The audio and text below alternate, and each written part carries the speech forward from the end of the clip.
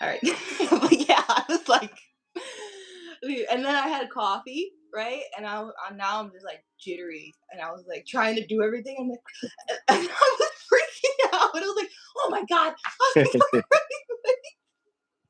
was like, how unprofessional of me. But I'm new to all this still. Like even though I've been doing it, I'm like, dang it. But There you go. yeah, you see some, and I hate now too. Florida Dad Vader. Oh, this guy Vader, what's up? How you doing? How's everything? um, and now Thanks like, for oh god. yeah, nah. It's just saying thanks for coming. Um, and now like I wish I can. I get like especially on my live stream, I'll get like copyrighted fast on every little tiny thing now. Oh yeah, they thirsty with that. They Yeah, thirsty. so thirsty. Oh, we got Tony the Tiger in the house. How you doing, bro? Tony, hi, Boy, hi, Greg. what's up, G Money? How you doing? We got the Mag Millie himself, Mag Ryan. What's up? Hi, Asylum. She Stein. What's up, Joshi? Hello, everybody. Welcome in, everybody. Today, here we have Swift. Welcome, Swift. I put his YouTube link down below. Link down below. He's part of a horror group, Horror 365, where they talk horror and do a bunch of live streams. Pretty awesome. I was on there the other day watching it and chatting with everybody. Some of you guys were probably on there too. And yeah, so check them out, follow them on Instagram. I linked their Instagram and their YouTube down below in the descriptions, but I'll probably keep mentioning that throughout the live stream. But Yeah, yeah, absolutely. you can introduce yourself, Swift, now if you want. Yeah, happy Friday, everybody. How's everybody doing, man? My name is Swift. I represent Horror 365 in the VP. And we're a group of passionate horror fans that we got together to try to bring the community closer together. And that's we do live events, we do entertainment, we do podcasts, we do live streams, we do conventions, we do movie theater events, we do all types of different events to get people excited, to bring people back together in the horror community and to give them something that they want because the particular fans in this community are a special type of fans. They're some avid fans, and they deserve what they want. A lot of uh, a lot of these conventions that I've been to, they kind of treat the fans like crap. So a goal of ours is to try to change that narrative. We want to change that paradigm, and we want to make things fun again. We want people to want to come back outside. You know what I mean? Like growing up, me, much like Greg Brewer, going to the movie theater was something that we just did. It was a part of the culture, And right now, the pandemic, everything like that, people got away from. They're like, oh, I just between the pandemic and the shorter windows that things go to streaming, people like, oh, in 3 weeks it'll be on streaming. I'm not gonna go to the movies. But there's nothing like going to see a scary movie at the movies with an audience of people where you're all screaming, you're all having a good time. It's nothing like that. So we're trying to let people know, listen, come back out to the movie theaters or come back outside, period. Come back outside, period, because there's some really cool stuff going on that you would like. So that's pretty much what we do. Awesome too because like I do like going to the movies. Oh my gosh, now it's like I feel like every time I go to the movies, there's like nobody there, and I'm like, am I? Like every time I go, it's pretty empty, and I'm like, dang, like what the heck? Um, but um, but yeah, and it's not really a big thing anymore, which sadly, like, 'cause now you Right. get everything on the whatever streaming service you have. But so now I feel Yeah. like when I go to the movies, it's like a special occasion. You're like, okay, like Yeah. Yeah. yeah, yeah. I Me, think I still live in the movies now. yeah, I still live in the movie theater now. So, I think the but last I one get I saw was the what was it, the monkey, oh the the monkey. yeah, that was the last one Yeah, I saw at the movie theater. But that one was that really was, cool. That was really dope. yeah, that was good. That was listen. The monkey was a great movie to see in the theaters. Yeah, yeah. It was a lot. It was Get crazy. It everything. was off the wall. It was crazy. It was a lot of fun. Yeah, you got everything. I was like, oh my gosh, and I was like, oh, so excited. I didn't expect that of that film either. Um, Yeah. But everybody that's in here, welcome in everybody. Hi, Mike. This is Swift, part of Horror 365. Everyone go How you check doing? out his channel. I Happy linked Friday. his Instagram and everything, all his information and stuff down below. So all you guys have to do is click the link and it'll take you right to it. And yeah, follow him, subscribe, all that kind of fun stuff. But yeah, he's part of a horror channel that talks about horror and all these great things, and he connects with a bunch of different other creators. And just fun. It's just sharing the Yeah, love and talk of horror, which a lot of people I didn't even know on YouTube just talk horror. Like they just love to talk. They just love to yeah, yeah, share yeah. memories, likes, and just facts and all this kind of like. I learned more on here than I probably did like like actually going to the movies. Like Like the Pavone, what's up? yeah, You it's just pretty said, what's up? crazy. How you doing? Hi, Mike. He likes your hat. Yeah. Thank you. I mean, let me tell you something. I'm a bigger Mets fan than I am a Yankees fan, but unfortunately, the blue and orange don't go with everything. So I had to rock that with the Power 365 T. But like you have a huge collection I can see right now of the all your DVDs, Oh, physical forget media. this. Listen, this collection you see right behind me, this is only the horror section. Oh, Like, if what you the? see this, yeah, this is only the horror section. This is like, you can't see the whole thing, but this thing goes like far over here. This is one of the bigger cases. Oh, crap! Yeah, it's about it's about 6 feet tall. So Really? you got it's stacks. There's levels and levels of movies. This is only the horror section. Like if you see the stuff over here, that's really like I got some westerns there. I got some comedies. I got political thrillers. What else do I got? I got some sci-fi, stuff like that. But this right here is all horror, alphabetical. And then towards the bottom, I got creature features. And then Oh, I got like okay. the horror stuff like that. So I got like the Tales from the Crypt. I got Tales from the Dark Side. The box sets and everything. And as you can see up there, I got some box sets as well. Damn. Yeah, I can see Hey, we that. got Mama Swift, Chicky, hola mamita. Thanks for coming. That's my Hello, mother. thank you. Oh, really? Yeah, yeah, this is my mother. Yeah, hola misa. Thanks for coming. Appreciate you. So, what's up, everybody? How's everybody Friday night going so far? I know it's pretty early. It's Friday evening, but what's everybody doing? What do you guys got going on tonight? To me, it doesn't even feel like Friday for some reason. I don't know why. Yeah, yeah, I'm like, yeah, absolutely. But yeah, we got us here at Harvard 365. For everybody that doesn't know, we we're an events, we're a live events company, entertainment entity. We throw parties, we do conventions, we do autograph signings, meet and greets, and one of the things that we bring to the experience, like we got this event coming up, May 1st and 2nd, 2026.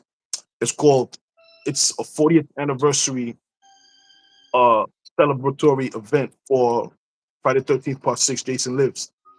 Now that came out in 1986. But what we're doing, we're calling it Jason Lives in Hell. And the reason for that, I don't know if you ever heard of the film series, if you people ever heard of the film series Hell House LLC. Well, what we're doing, we're bringing this event to the Hell House LLC, the Abaddon Hotel from the Hell House LLC. We're doing this event on those grounds. So you're gonna have the house there. We're gonna have the grounds. It's gonna be an event unlike anything anybody's ever been to. We're going to have vendors. We're gonna have food trucks. We're gonna have live entertainment. You're gonna have live entertainment all day long. Autograph signings, photo ops. All different things like this. And then each day, it's a 2-day event. May 1st, May 2nd, Friday and a Saturday.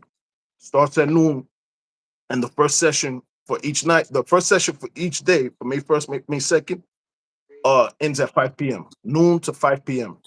Then you got a little cool off period, and there's another session that starts at 7 p.m. So the noon to 5 p.m. is an all ages event. It's pretty much like what you would see at a convention. You know what I mean? And then once that's over, it's like a little 2 hour window in between. And from 7 p.m. until is our specialty 21 and over deal. You know what I mean? Like the first night, we're gonna have a haunted hell house mixer party. So you're gonna be partying. We're gonna, You're gonna be partying, drinks, alcohol, everything like that. You're gonna be partying with the cast members. You're gonna be hanging out. You're gonna it's like you're at a club. So it's gonna be like that with the cast members and everything like that. Yes, absolutely. And I'm not finished talking about it yet, but everybody who's interested, go to waldorfestateoffear.com. And that's where you have all the information for our tickets and all of this different ticket tiers. So read carefully to make sure you're buying the tickets that you want to buy. There's GA tickets and then there's specialty tiers that you get different benefits with them. Um yeah, so the first night we're gonna have the behind the scenes. Oh, the first day during the day session, you're gonna have a behind the scenes haunted hell house tour where you're taking a tour of what was called the Abaddon Hotel in the Hell House LLC series. You're gonna have, like I said, the haunted Hell House party at night. It's gonna be cool. It's dope. It's something nobody's really doing that. Like, no, you're not really partying with these cast members and who are we gonna have on the scene. We're gonna have the writer and director of Friday the 13th Part 6, Jason Lives, Tommy McLaughlin. We're gonna have him on the scene. He's gonna be there. So, and we're gonna have the cast. We have Jason himself, who played Jason in Friday the 13th Part 6. CJ Graham. Anybody who's ever been to conventions, you know what an amazing dude CJ Graham is and how good he is to the customers and everything like that. It's gonna be an awesome time. And then we're gonna have Tommy Jarvis himself, Tom Matthews. Tom Matthews, who played Tommy Jarvis, who at the beginning of Friday the 13th Part 6 resur- unknowingly resurrected Jason Voorhees and brought the menace back. So we got them so far signed up, and we're gonna over the next several months and weeks, everything like that. We're going to be announcing more talent. Um, excuse me. Let me get back to let me get back to night two. Night two, or day two actually starts. That's May 2nd, the Saturday. That also starts at noon. And the first session, the daytime session, goes like I said from noon to 5 p.m. And that's like the same thing. That's all of that type of stuff. Vendors, uh, live entertainment, all of that type of stuff. Everything you expect from a convention. And then the night session, we got something very special. We're gonna have there's a dinner. You get to sit down, and when I'm saying dinner, I'm not talking about McDonald's, some BS like that.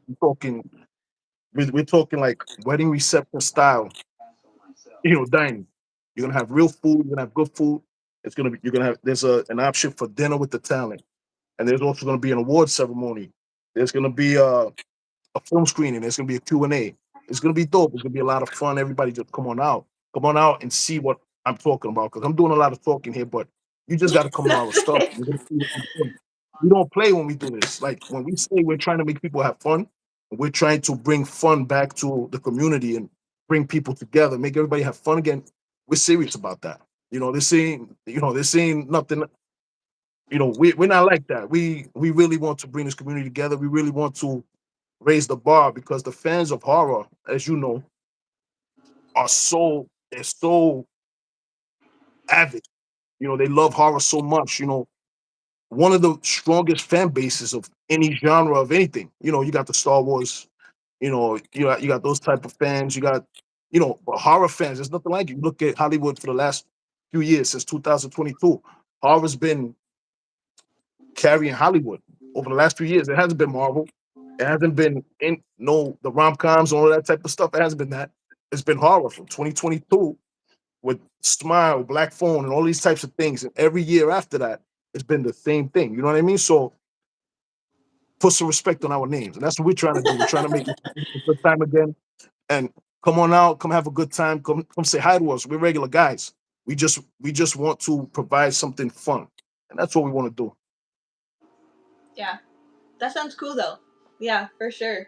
And I feel like yeah, a lot of people don't like. I don't know why. Like, well, now I feel like horror is growing bigger than like ever before. Like a lot of good movies are coming out and everything like that. And then horror, like the genre, is just kind of like they're like, how far can we stretch the boundaries? How much like how far can we push people to be like uncomfortable with all these like new movies and everything like that? But yeah, so Mm. that's pretty exciting that like it's just growing the community. And then this too, like even having YouTube and a platform, like meeting everybody, like meeting you and everybody Yeah, in that likes horror, like it's so cool. I'm not a factual person, but I love watching movies, you know? So yeah, absolutely.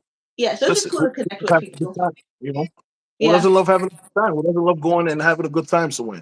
Yeah. Nobody goes out. "Oh, I want my day to suck today." Nobody wants to do that. Want to go out? Yeah, yo, I had the best day ever. You know, that's what people want to do. So that's what we're trying to provide for people.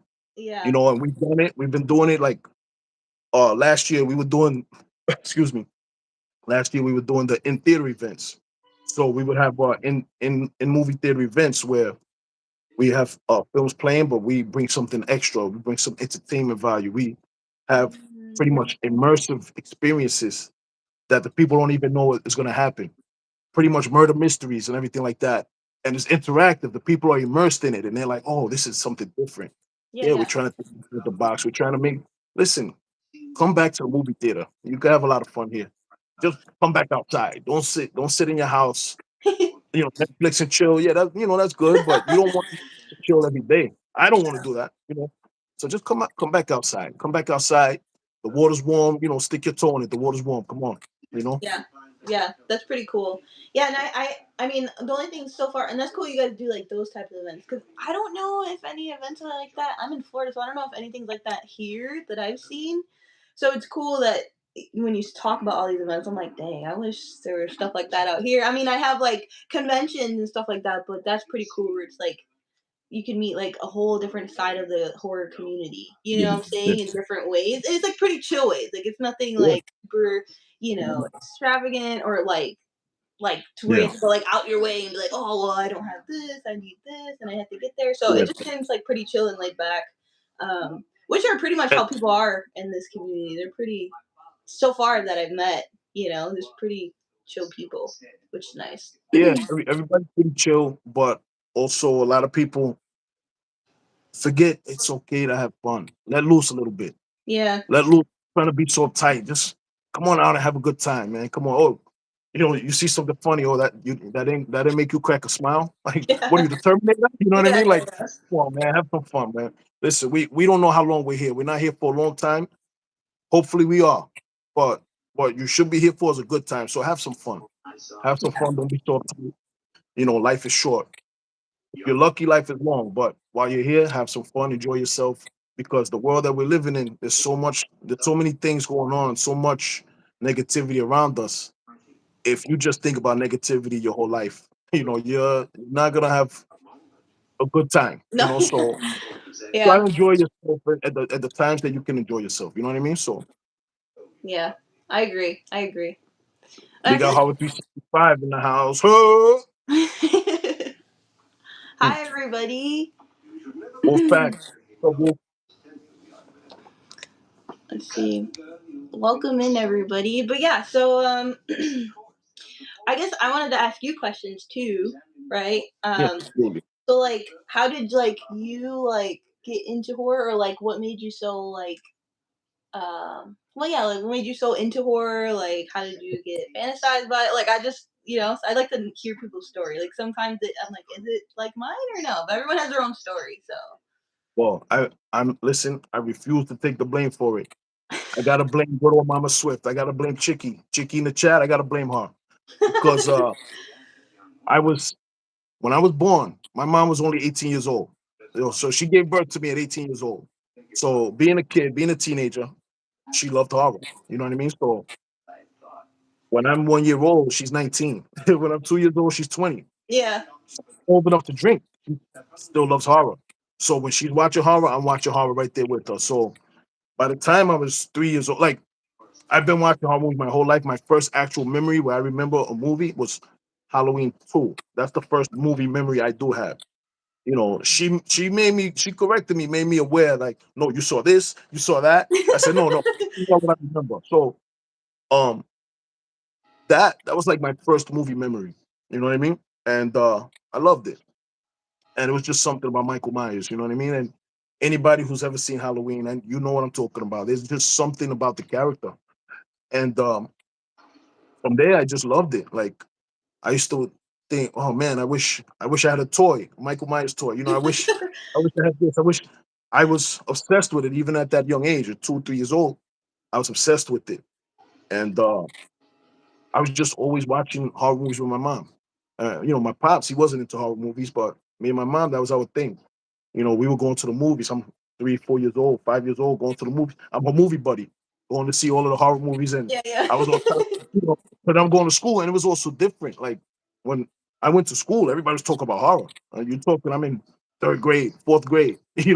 Everybody's talking about horror. Yeah, Michael Myers. Yeah, Jason. Da, da, da, da, Freddy Krueger. So it seems like everybody liked horror back then. But so I didn't think of myself as anything different than anybody else. But Yeah. it wasn't until I started talking to more people from different areas and started traveling. I travel a lot. So it wasn't until I started traveling more that people are like, yeah, my first horror movie, I was 16 years old. And I'm like, 16 years old? Like what existed in your life until then? Your life sucked, but listen, I'm not cut out for that. I don't know what that is. That's one of those things I said. Have fun with your life because you don't know how long you'll be here. I'm glad that wasn't my life because, Yeah. and I was never afraid of movies. I like the rush. I like the adrenaline, everything like Adrenaline. that. But I was scared. Sometimes I would be like, oh man, I would remember something, and the light goes off, and I'll run and hide under the blanket. But I was never scared. Like I was never like that. I enjoyed it, and Yeah. I couldn't pull myself away from horror movies. And then the rest of my family as well. My dad was also a young father, so like his younger sisters and younger brothers were young. They were horror fans. So I go to my grandmother's house. They're still kids, you know, and I'm watching horror movies with them. So I'm not getting away from it. I'm watching horror movies with my mother. Then I go to my grandmother's house. My mother goes to work. My dad goes to work. Excuse me. Sorry about that. Okay. And I'm watching horror movies with my aunts and uncles who are just a few years older than me. You know what I mean? So I never got away from it. And it was fun. I wouldn't change nothing. I love it. Yeah. It's so cool. Yeah. And it's cool meeting people that it's usually like a lot of people when I ask them, like, oh, like, how did you get into it or what age? It's usually from younger. They're like, yeah, I was like about like 10, 6 years old. And, my Yeah, parents put it on and I just started to like it from there. So I was like, yeah, yeah. pretty cool. Yeah. Um, yeah, absolutely love horror. So like, what's your favorite thing to like collect horror wise? Like your favorite, like what Ooh, you would pick out of like ooh. everything in the store if you wanted it. You know what I'm saying? That's something. I've I been know. collecting. I'm also a collector. So that's one thing. As you can see, I collect physical You media, got your but background. I'm an action figure guy. So I've been collecting action figures since I'm also the same age, since I was 2 or 3 years old. And I kind of stopped it a little bit, when I got a certain age. I picked it right back up. I picked it right back up at like maybe 13, 14 years old. But I like the NECA stuff. I know you got a cool NECA collection. So like this right here, this is something I just got this in, and I really like it a lot. This is the Michael Myers Halloween H2O. You Oh. know, I like this, and I'm Oh, still trying to get my hands on the Gremlins that you have. This is the Halloween H2O uh Michael Myers. You know oh what I yeah, mean? I don't So have that one. Oh yeah, that's yeah. cool. That's dope. That's So dope. I got this. I got something else I like is boom, Laurie Strode, 2018. Oh, 2018, old lady Laurie Strode. You know, that's dope cool. character. Yeah. So it's stuff like that. I just like collecting cool stuff. I got I got over here. Let me show you something I got from California. I travel a lot, so I went to San Diego Comic Con over the summer, and I was talking to Mike B. Nelson. He's a filmmaker. He did the Wrong Turn remake. Oh. Yeah, he did that. He did one of the segments for VHS. He did one of those. That film series Yeah. VHS. Yeah. He also did uh Silent Night Deadly Night that just came out, the Oh new yeah. one. Yeah.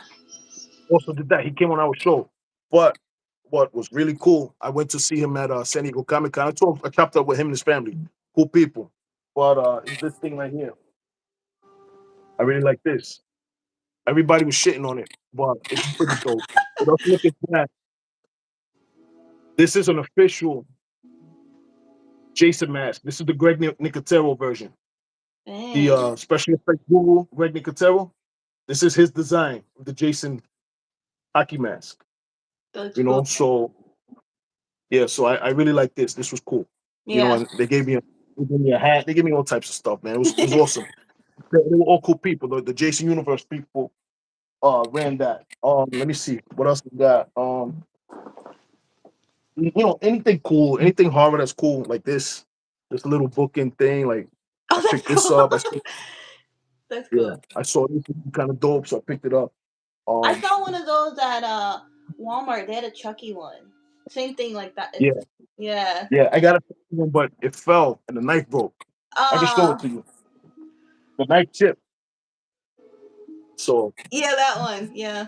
yeah, That's cool though. yeah, yeah. Thank you, thank you. Oh man, good looks, good looks. Thanks a lot. Let me see. Also, oh yeah, this is the hat, Jason Universe. You know, this also came from the That's same dope. San Diego. Yeah, it's dope. So, you know, I like collecting dope stuff, man. You know, I'm like still on the lookout. Oh man, forget about it. Check this out. You know, you want to talk about books? You know, we do books. You know what I mean? Stephen King. You know, that's what we do. And I got that from my mom. My mom was a big reader back in the days. Uh, Dean Koontz, some Stephen King. You know, my mother loves horror. She loves horror, all the type of thick stuff that I'm blaming her for now. But you know, You're the cause of my collection addiction. yeah, Clown in the Cornfield, the second one. Did you see that movie? No, I saw I the met the author. I saw that movie the first. Are they making another one? Well, they might work on another one. There's like 4 books. It's a series Oh, of I didn't know it was part of. yeah. I didn't know it was a book. I didn't know that. Yeah. That's pretty So cool. I met the author. The author's a cool dude from out of. He's actually a content creator as well from out of Philly. His name is excuse me a second. Give me a second for this. No,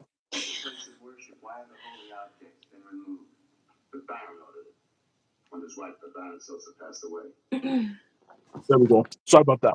you're fine. His name is Adam Caesar. Cool dude. I met him. I think I met him like 3 4 times. I met him at a. I'm from. Anybody who doesn't know, I'm from New York, Brooklyn. Brooklyn stand up is Brooklyn in the house without a doubt. So anyway, I met him at a bookstore here, and met him at the bookstore. Talked to him a little bit about the book, and he says, "Yo, we're having a premiere. Excuse me, we're having a premiere for a movie next week. Why don't you come out?" So yeah, sounds good. They invited me out. Premiere, big extravagant thing down in Brooklyn, like the other part of Brooklyn, like Greenpoint was over Mhm. there. Had a great time.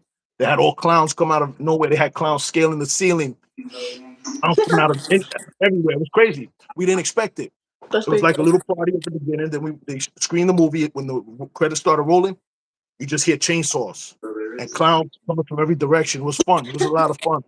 And I'm like, wow, this is awesome. But as you're walking into the screening room, when you first get into the place, there was it was made up like cornfields and everything. It was pretty dope. And that right there, I said, yo, they're doing it right. That's how you do it. That's how you create an event out of something that you're trying to do. You give people something they're gonna remember. You know what I mean? So Yeah. that was awesome. Yeah, that's So pretty I'm cool. They again in kind of like California. I see him all the time. You know, he's cool, cool dude.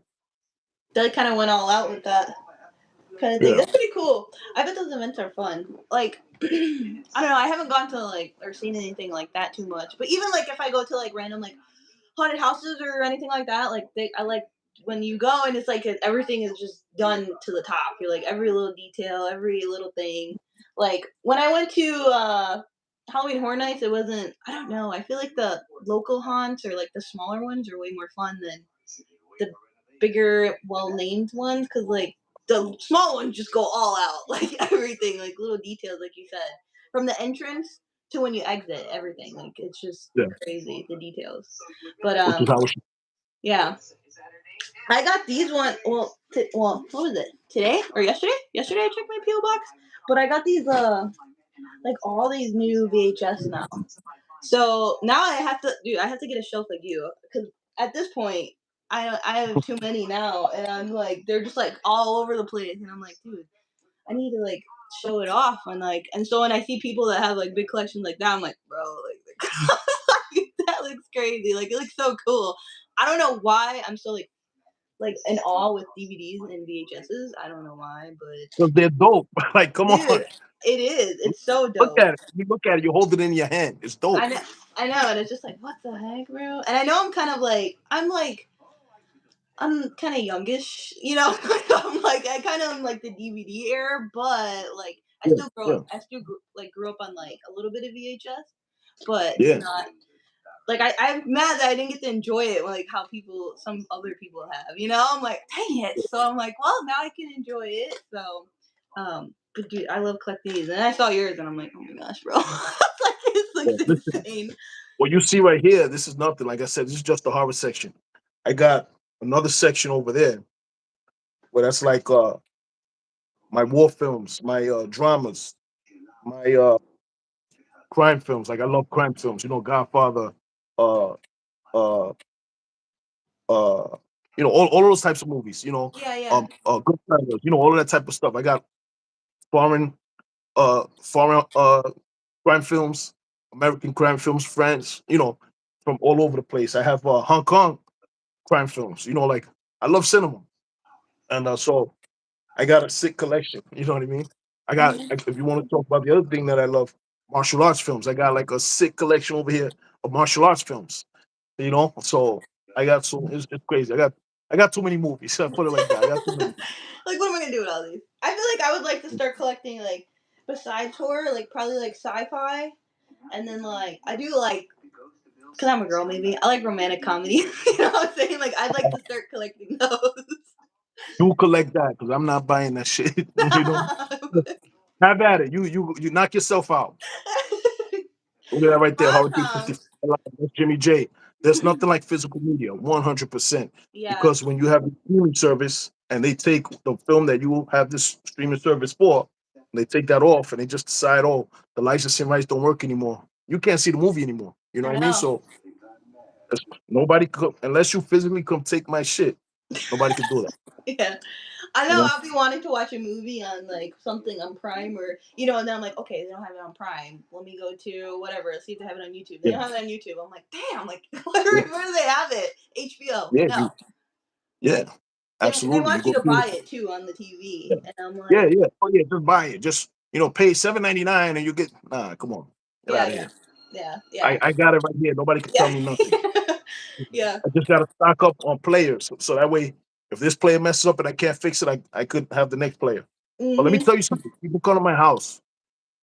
It could be 3 in the morning, dead tired. I've had my friends come from like California and everything. They come, yo, Swift, I need a place to stay. Yeah, no problem. Come over. They come here. Oh, I'm so tired, man. I don't want to do nothing. Yo, you want to eat? You want me to take you somewhere to eat? No, I just want to go to sleep. They come up the stairs because I'm in a duplex, so it's like stairs to come up.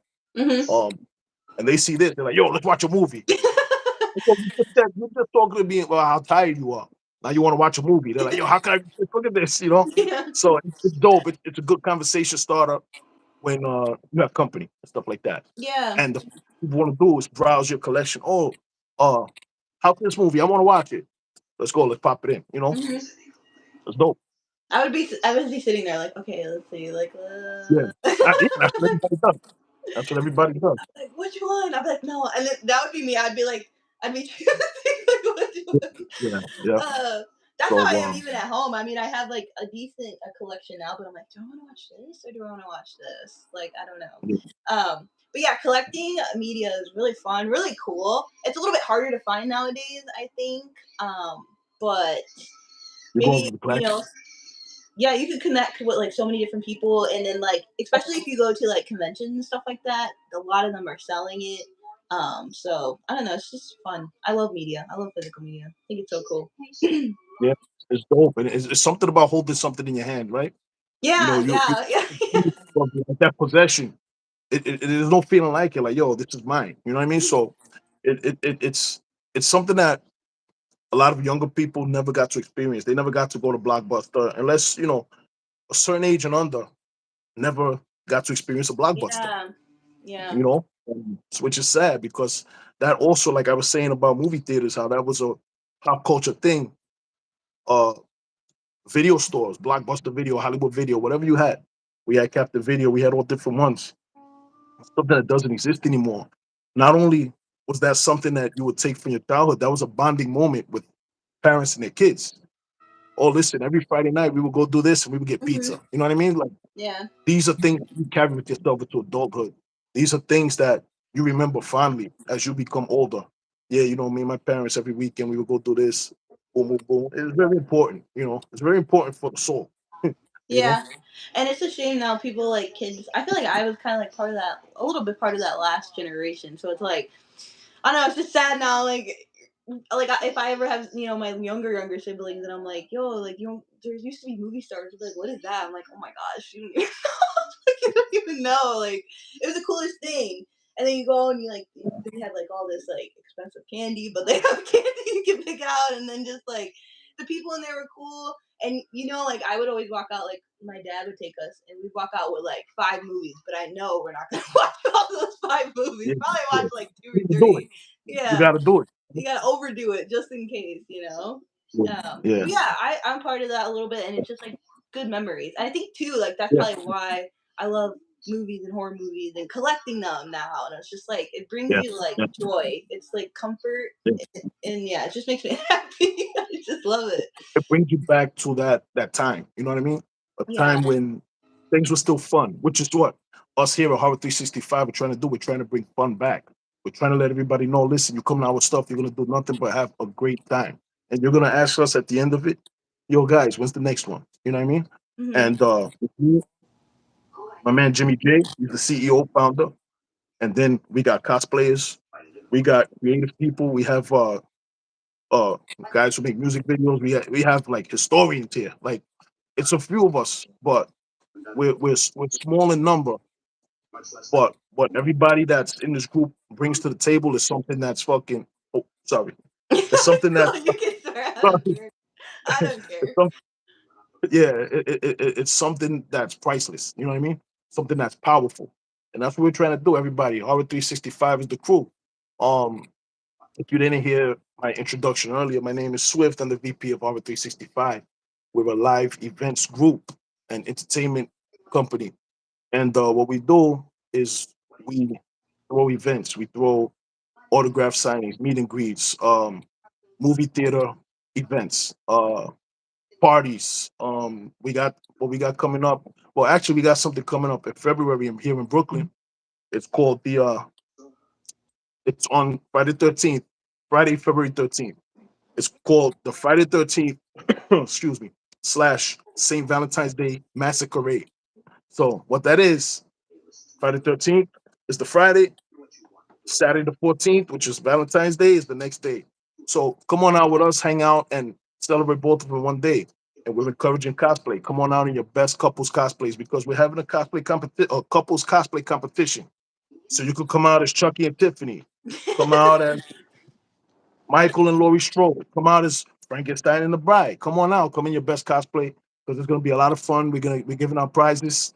We're also we're gonna have a single ladies soiree. Now, what that is the single ladies are gonna come out there. They're gonna strut their stuff, and whoever gets chosen is gonna get a dance with Jason Voorhees himself. So they're That's gonna get the cool. last dance with Jason Voorhees. So we do little things like that. We try to make it fun. And if you really want to walk on the wild side, we got another thing, and it's called the Choose Your Fate blind date. Now, what that is, you enter at your own risk. What it is, and we got a video up on the socials. Horror Heads 365 on IG. Excuse me, and Horror 365 Alive on YouTube. But we're gonna take the Valentine's heart with the chocolates in it. We're gonna take that out. We're gonna enter all of the names, all of the people who entered the Choose Your Fate blind date. We're gonna put all of those names in that thing, and People are gonna pick one by one randomly. You're choosing your fate. You don't know who you're gonna pick. That's funny. You know, you could pick Tiffany or you could pick Tim. You know, so choose your fate. That's your date for the night. But what I like to say is, you're either gonna find a love connection or you're gonna find your horror friend till the end. You know, so it's gonna be a lot of fun, and we're doing that. That's gonna be in Brooklyn, but that's just leading up to the main event, and the main event is May 1st and 2nd in Pennsylvania at the Waldorf Estate of Fear. For everybody who doesn't know what the Waldorf Estate of Fear is, I explained it earlier. I'll explain it again. That's the Abaddon Hotel from Hell House LLC. On that film series, Hell House LLC, the Abaddon Hotel, in real life, it's called the Waldorf Estate of Fear. It's during during haunt season, it's a haunt. They have haunt actors and everything like that, but it's a legit haunted house. And we're doing this 40th anniversary event called Jason Lives in Hell. It's the 40th anniversary of Friday 13th Part 6, Jason Lives. We're doing it on the grounds, excuse me, the Waldorf Estate of Fear, Hell House LLC.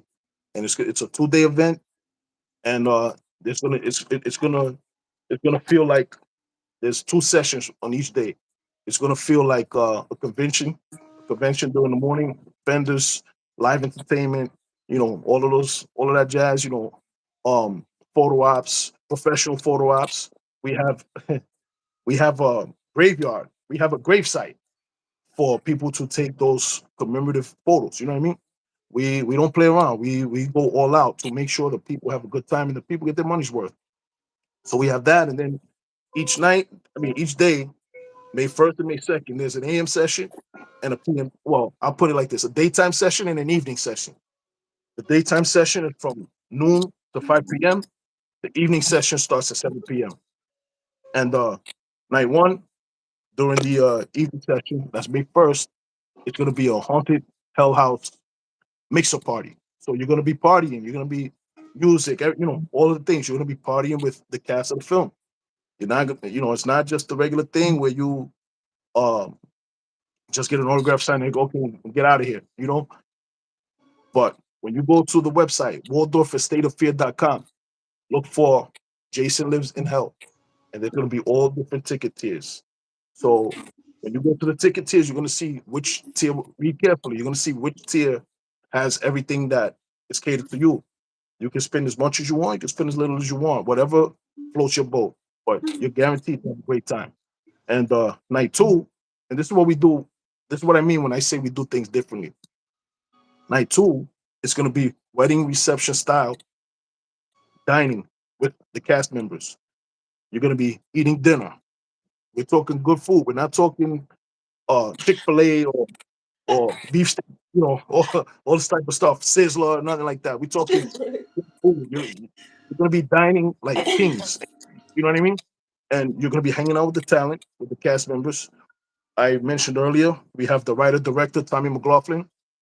We got CJ Graham, who played Jason in Friday 13th Part 6, Jason Lives. And we got Tom Matthews, who played the main character, Tommy Jarvis, in the same film. We got them so far, and look forward to more names being announced over the next few weeks and months. But night two, you're going to have that, and there's going to be an award ceremony. There's going to be a film screening, Q&A, all of that good stuff, bonfire. It's going to be nuts. It's something unlike anything that anybody else is providing. You know what I mean? So we rack our brains trying to get creative and trying to provide something that the people want to do, trying to change it up, trying to give people something, a reason to come outside. Something like, oh, those Horror 365, what that crew did, that was pretty dope. And that's what we're trying to provide. Just come on out. Come on out. You're gonna see what we talk about. You're gonna see I'm not just running my mouth. Because I can run my mouth, but I back up whatever everybody who knows me, I back up what I say. You know what I mean? So there we go. Yeah, everyone go check them out. Instagram, the page Instagram, all linked down below and everything like that. So go follow, subscribe, please, and thank you guys. You can see all the information about that on the pages and all that good stuff. So that was really cool, though. Yeah, for sure. Like that sounds fun. Yeah, there's gonna be a lot of fun. And I heard what you said about Florida. Listen, we're not on punishment. We don't have to just stay where we go. We listen. I travel. We're a crew that travels. We're wherever you are, you might see us. You know what I mean? So we Yeah, go everywhere. that's pretty You cool. know, Yeah, keep us in your mind because we might be coming soon to a town near you. So don't just think, yeah, this guy is just running his mouth. That's over there. I wish it was over here. Listen, we're coming soon to a town near you, and that's what we do. So come Yeah, on you hear out, that, guys? waldorf.stateoffear.com, and you'll see all of the information there. Uh, Jason Lives in Hell is the name of the event to look for, and when you click on that, it'll take you to all of the different tier options, and you choose what you want. You choose what works for you. Greg Brewer, do you go to Europe, Swift? Yes, I was. I was in Dublin last year. Listen, we go That's cool. everywhere. I was in Dublin, Ireland last year. That's cool. Absolutely, That's yeah, dope. yeah. I feel Listen, like we're not stuck to the block. We go everywhere. You know. that's pretty cool to travel like that, dude. That's so Yeah, cool. That's so cool. absolutely, um, absolutely. yeah, I feel like that too. Like, oh, just traveling all different locations, and then people don't realize how big like horror is in other, countries and states like that. Like, it's just you Oh would have man, no idea. You know what I'm saying? Until you probably experience it. You're like, oh you my gosh, all these people. Like, yeah, that's pretty cool. really don't. You really don't know until you see. Like you go across the pond, UK, they love horror. They love it, and they're another rabid fan base. Like they really love horror. So UK is another place. Listen, we cross ponds as well. So coming soon to a town near you. To a town near You know, you. you want to talk about Australia? What you want to talk about? Let's do it. You know, nothing but another name on the map. Let's do it. That's pretty dope though. And I feel like too, like I want to try to travel at least. I don't know about this year, but maybe next year. Um, just to different events like that, and even just in states as of right now, right? To like different like California, like dude, they have so many different crazy things in California horror wise than they don't have, where I'm at in Florida, and just vice versa. Like, I know there's a lot of stuff in Texas too, like and so many different filming locations that would be cool to like travel to. Just so much things horror wise that you can attend or just see in different Absolutely. locations. Yeah. I actually went when I went to Texas for a month. I went to Texas for a month, and I just drove all around. Texas is a big place. Mhm. I just drove around, and I went to this place called the gas station. Now, the gas station, that's one of the filming locations for the movie. It was one of the filming locations of Texas Chainsaw Massacre. So I went there. I said, let me go there, take some pictures, talk to them a little bit, go there. It's actually a place they serve food. They serve barbecue, but inside they got a dope little, you would love it. Collectors, all collectibles, right? So they sell collectibles, all this type of stuff. And I went there just to visit. I got there early in the morning. I got there like right when they first opened, maybe like 10 o'clock.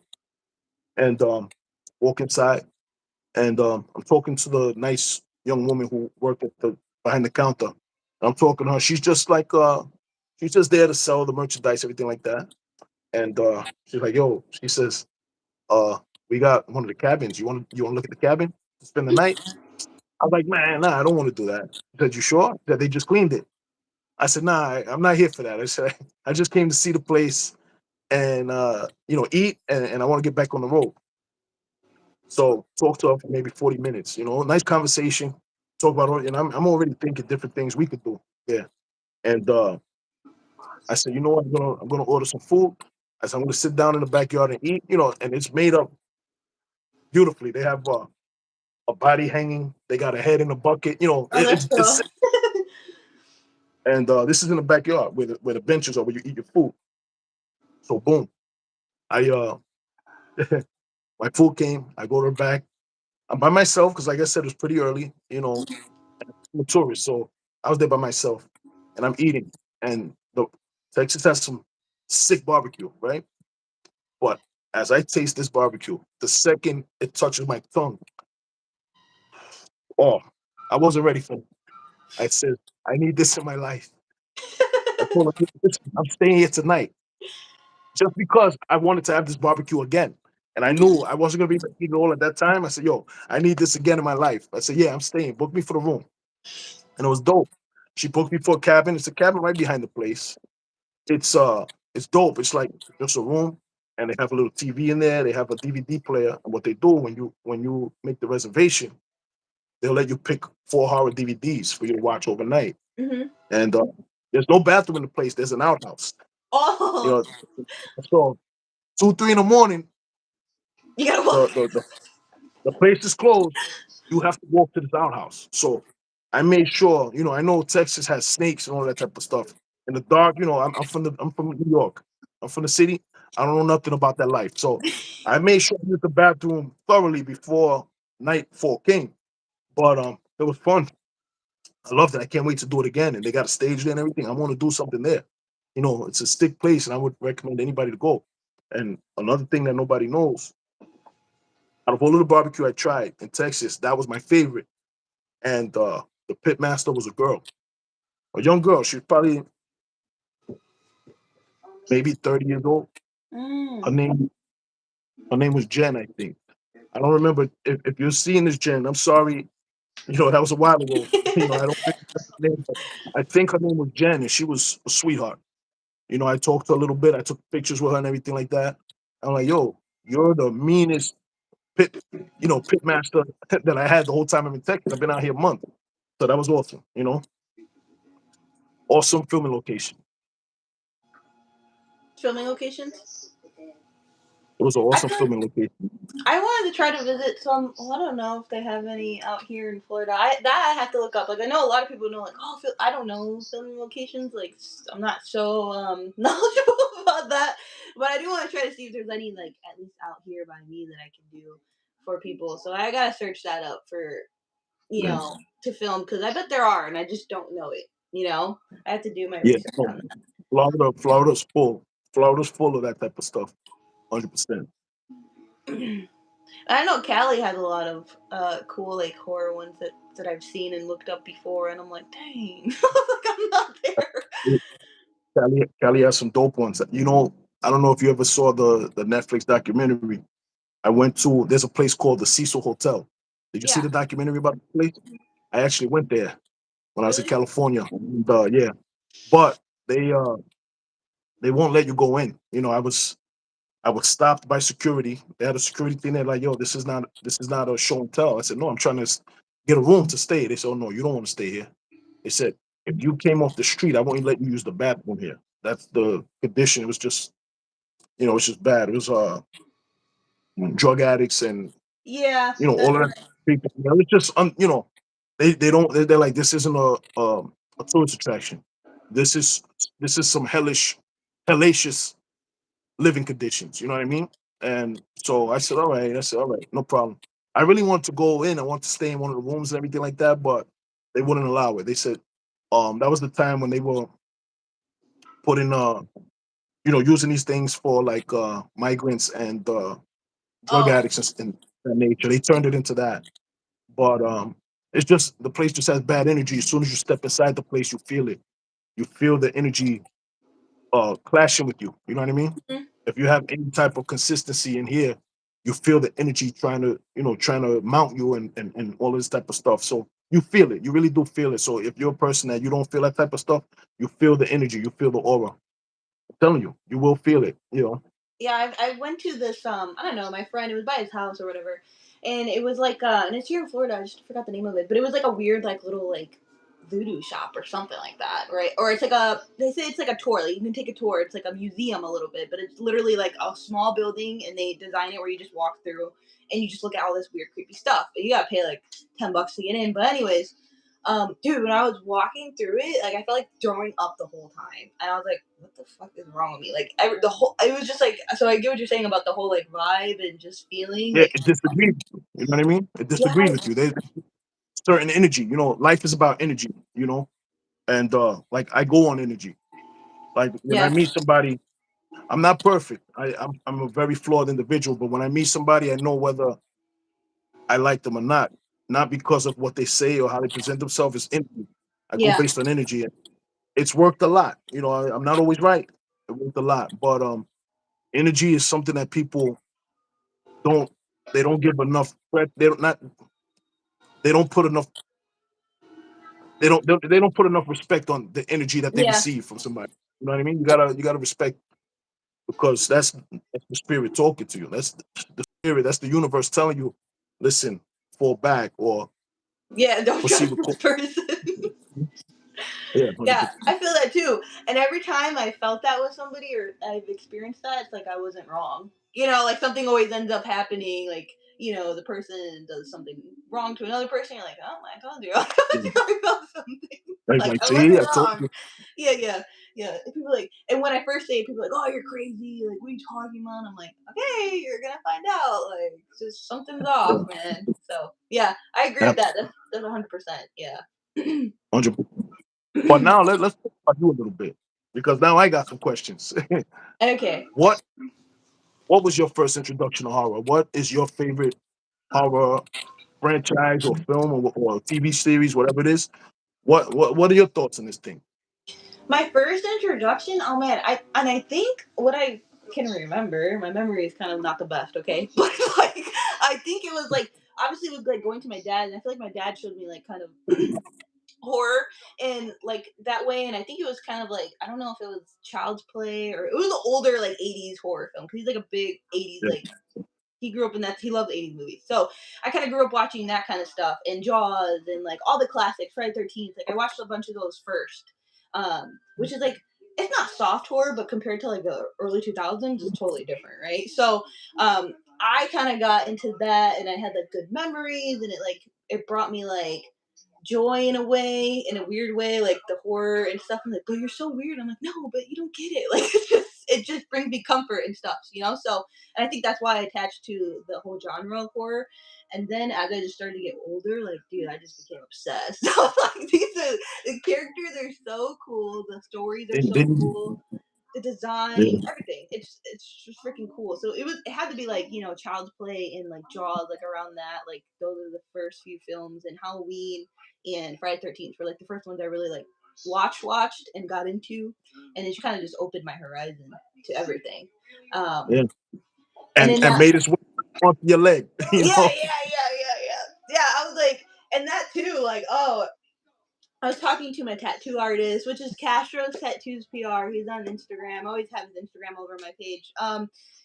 He was talking to me and I was like, he's like, oh, what kind of tattoo thing? And I was like, oh, dude, I want to do freaking horror. I was like, let's go all out. And he's like, all right. He's like, you got any characters in mind? And I was like, oh shit, like I didn't think he was gonna agree to that. I was like, all right. I was like, I'm thinking, I was naming a bunch. I was like, oh, Michael Myers, Child's like Chucky, like, and I was naming all the things, and he's like, oh, Chucky's cool. I was like, all right, we'll do Chucky then. And then that happened, and he drew the design and everything and like that. And when I saw it, I was like, okay, like this looks pretty big. I was thinking something like this. He's like, no, and this was like my first or second tattoo. My other one's like super small, and I'm like, I don't know if I can do that. I was like, just go all out. I was like, you're right, fuck it. I was like, I'm just gonna go in, and then so that started that whole tattoo uh frenzy or whatever you want to call it. So now I have that, but that's pretty cool too. I don't know. I just love horror. I think everything about it is just so cool, and I just get so excited talking about it, watching it. Anything that deals with horror, like even I have this. absolutely. I'm not a Lego person, but I'm starting to build the Lego house that I have. Like I bought Yeah, or mine. uh, shout out to my uncle. My uncle got it for me. I didn't. Oh, here's the box.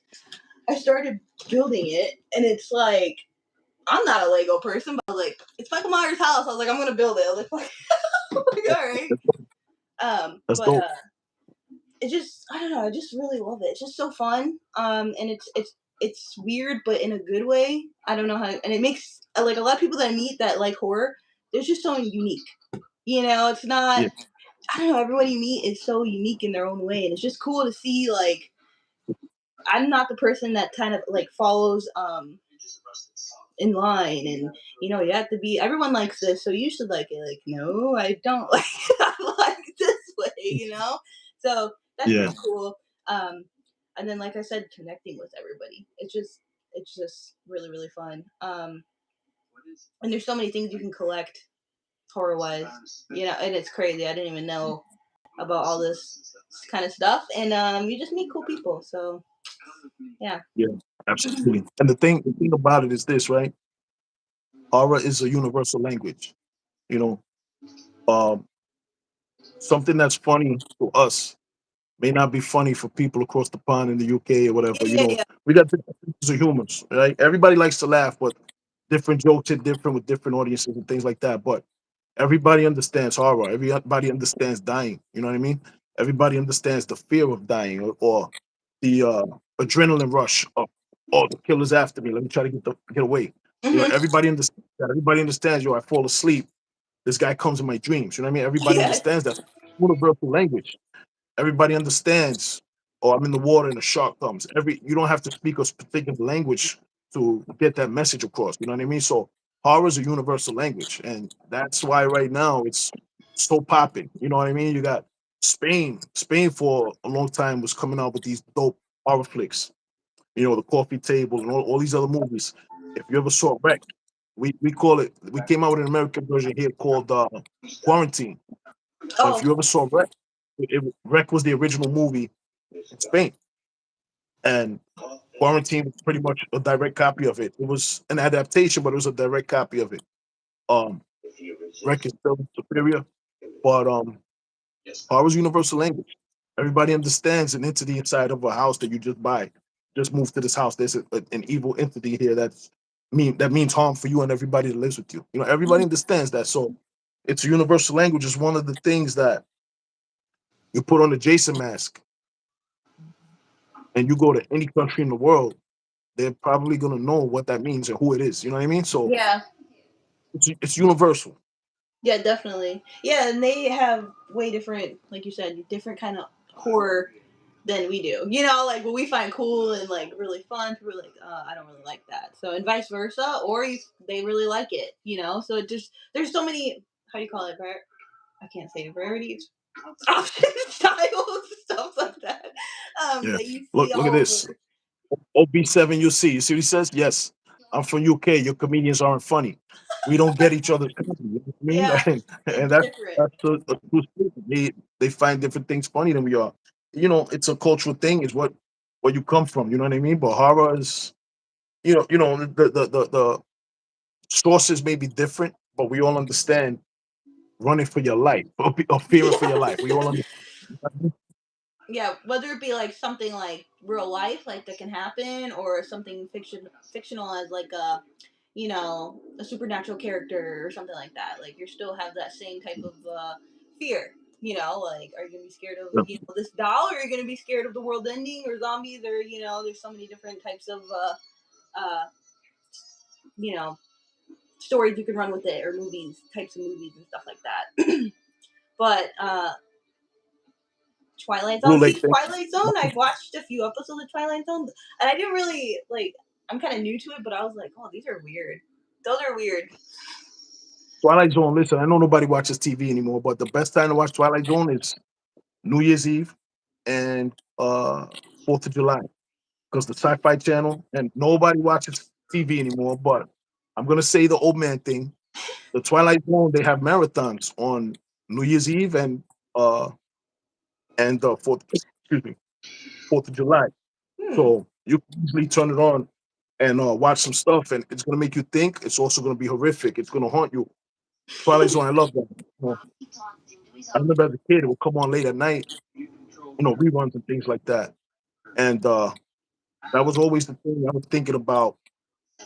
Man, that episode with the boxer and and that type of stuff. I was a boxer and everything like that. So I always thought, man, the thing with the boxer, he was fighting the robots. It's sick. It makes you think, and Yeah, it's a lot of subliminal messaging and things of that nature. You know what yeah, I mean? So for I sure. would say give it another shot. Give it another shot. Try to watch Talking Tina. Try to watch that. Because I know you love Chucky. Yeah, Uh, Talking Tina. I'm going to tell you to watch that episode. Um, what else would I tell you to watch? I would tell you to watch To Serve Man. To Serve Man is a dope episode of Twilight Zone. Watch that. Um, and then Nightmare at 60,000 feet, 20,000 feet. I forget the name of it. That's the one with uh William Shatner. Watch that one oh, too. Make that's cool. make it a point to watch those three. You know. Hmm. Yeah, I'll have to check those out. Yeah. Absolutely. um, they're asking you where Dominican, you're yeah. from. Blue Blue Lake. What's up? Yeah, I'm from Brooklyn. Dominican, or like somebody else said, Dominican. Yes, there's There's been been, so many Twilight Zones that were influential, parody, etc. Yes, absolutely, yeah, fact, 100% fact. yeah, and I haven't seen Third them man. all. Same thing with you know what kind of reminds me of that is like the Creep Show, like how they have all those little short stories. I freaking love Creep Show. That's so cool.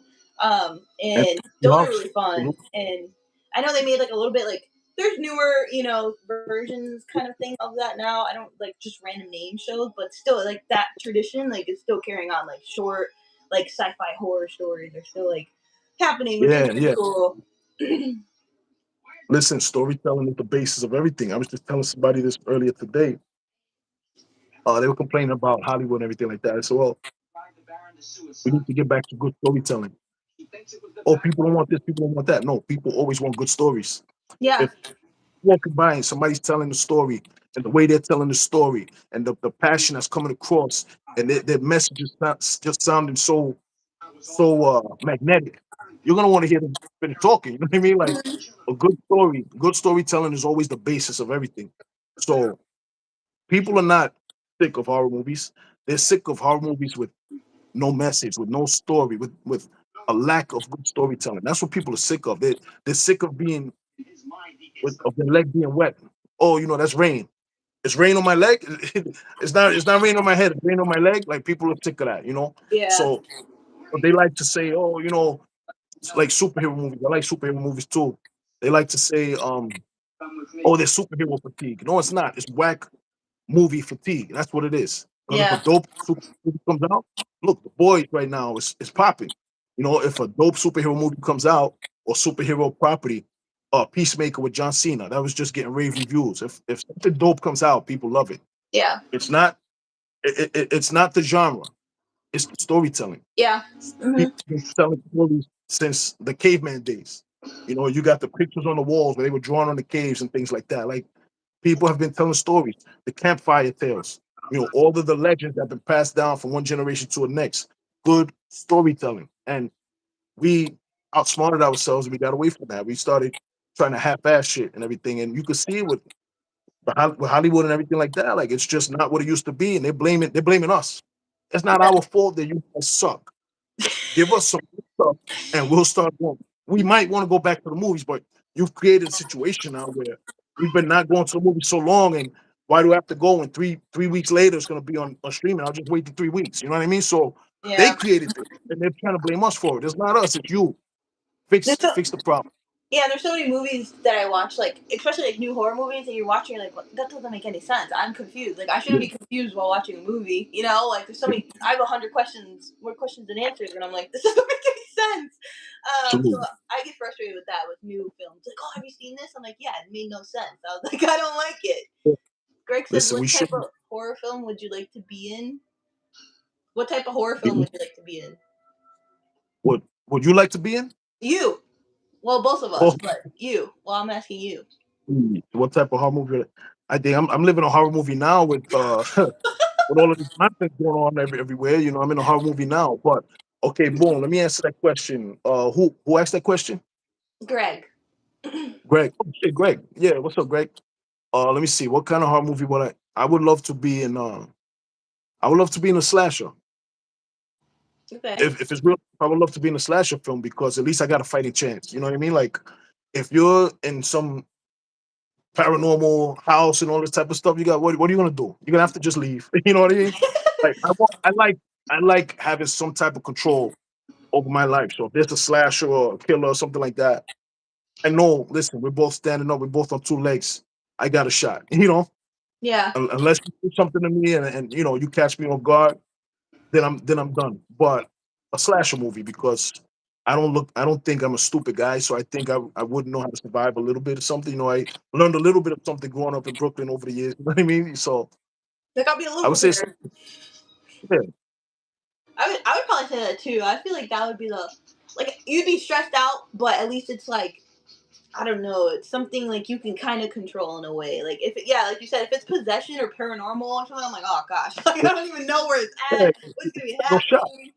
I'm not knowledgeable on that stuff. And the same thing Yeah. with zombies. Like, bro, I could not be in a zombie me. I'd freak out. I'd have anxiety. I It couldn't.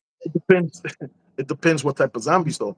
Yeah, Uh, Night of the Living so Dead. they Like if they're slow, okay, I got a chance. But if they're like 28 days later, no. yeah, 28 days later, man, my cardio ain't what it used to be. I'm done. But Night of the Living Dead, that's survivable, but you better get on a bicycle or something like that. You better get on a bike and get away because the numbers will overwhelm you. You know what I mean? So Yeah, um I do not want to be in a creature feature. Like I don't want to be stranded in the ocean like the Shallows. You remember that movie, The Shallows, with yeah. Blake Lively, where I don't want that type of situation. You're in the water. What can you do? You can't do nothing. Like You I'm gonna gotta die. wait there.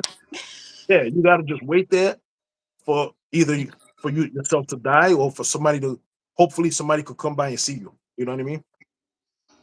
Same thing with anything like space wise too. Like if you're like in space trapped on a ship and there's like something there, like what are you gonna do? I'm trapped. I have nowhere to go. I don't even know. And then like you're the last one surviving. I'm like, what am I doing? How am I gonna survive? How am I gonna land this thing? Yeah, You're like, I'm gonna die. Yeah, no, that would stress me out too much. I don't think I could do that either. Like, I don't know. yeah. I'd Now be too stressed out. I'm Now, if you're like in the woods stranded, or like let's just say, see, this is the one too that would freak me out. Like Hills Have Eyes, or like something like that. Like you're stuck, and you're like, I don't know nothing. what's I don't happening. Yeah, you're being stalked. Like, oh no. And not only that, they were picking them off. They were using, they using arrows, things of that nature. Like, you know, you really got no shot. They really have eyes. Like everything's coming from the hills at you. You don't know nothing. You're just there. You're Yeah, sitting ducks. Yeah, yeah. So that yeah, that, also, I'll tell you what kind of horror movie I would definitely never be in and not want to be in. And that's I don't know if I know people call it horror because it's horrific, but we just talked about the other day on the show. Somebody brought it up. Somebody in the live chat brought it up. The Human Centipede. I refuse. To watch, oh, I refuse to watch that movie.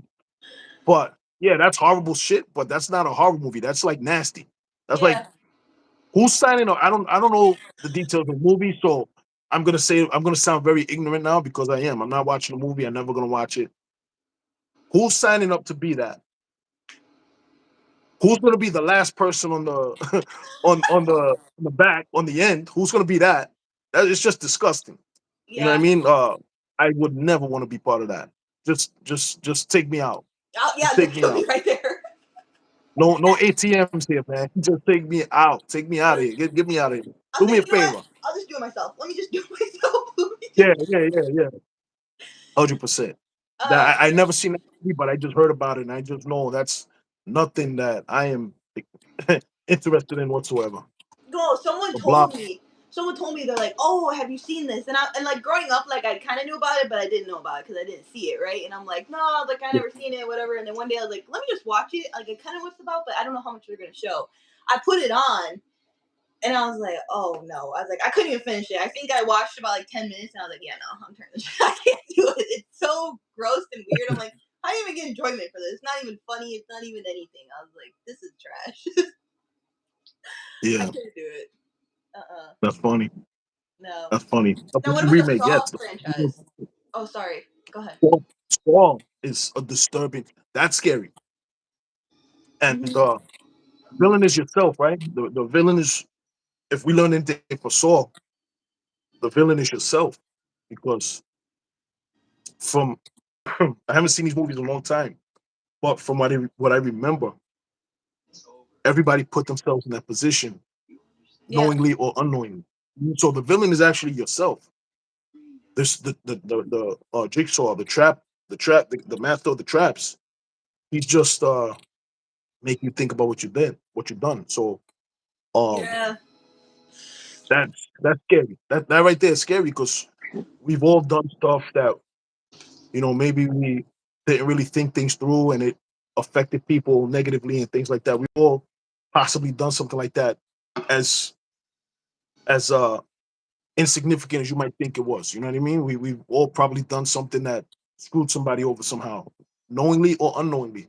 So we, the villain is ourselves in that franchise, which is a scary thing. You got to look within yourself and see what am I doing. Which that's the movie that makes you think. And oh, it's torture porn, this, that, and the other, blah blah blah. Yeah, on the surface of that, but it's actually an intimate piece. It's telling you, introspective piece. Look inside yourself and how you're living, and that's really what the message is. The Descent, yes, The Descent, 2005, amazing movie. And then also too, I like the ones that are, how do you call it? Well, I guess it would kind of play in the fact of like the hunting ones, not hunting ones, but where they're people like after someone else, like crap, what's it called? Oh my gosh, now I'm forgetting it. Like You're Next. Have you ever seen those kind of Oh, franchises? Those kind of, home invasion films, like yeah, yeah, yeah. yeah. The Strangers, You're Next. What's the other one? The other one, Ready or Not was cool. It's not really a home invasion one, but same thing, hunting. what Like same just thing. It takes place inside the confines of the home, a place where you're supposed to feel comfortable, where you're most vulnerable and everything like that. The place that's supposed to be welcoming. Yeah, that counts. and There's another one. The Collector. The Collector is sick. I haven't seen that, and people are telling me to watch that. I gotta watch that. I know. Yeah, you gotta watch that. The Collector is sick. Home Alone. Hello, Home Alone. Anybody, if you like Home Alone, watch Violent Night. Violent Night was from Oh yeah. like 21, 2022. And also watch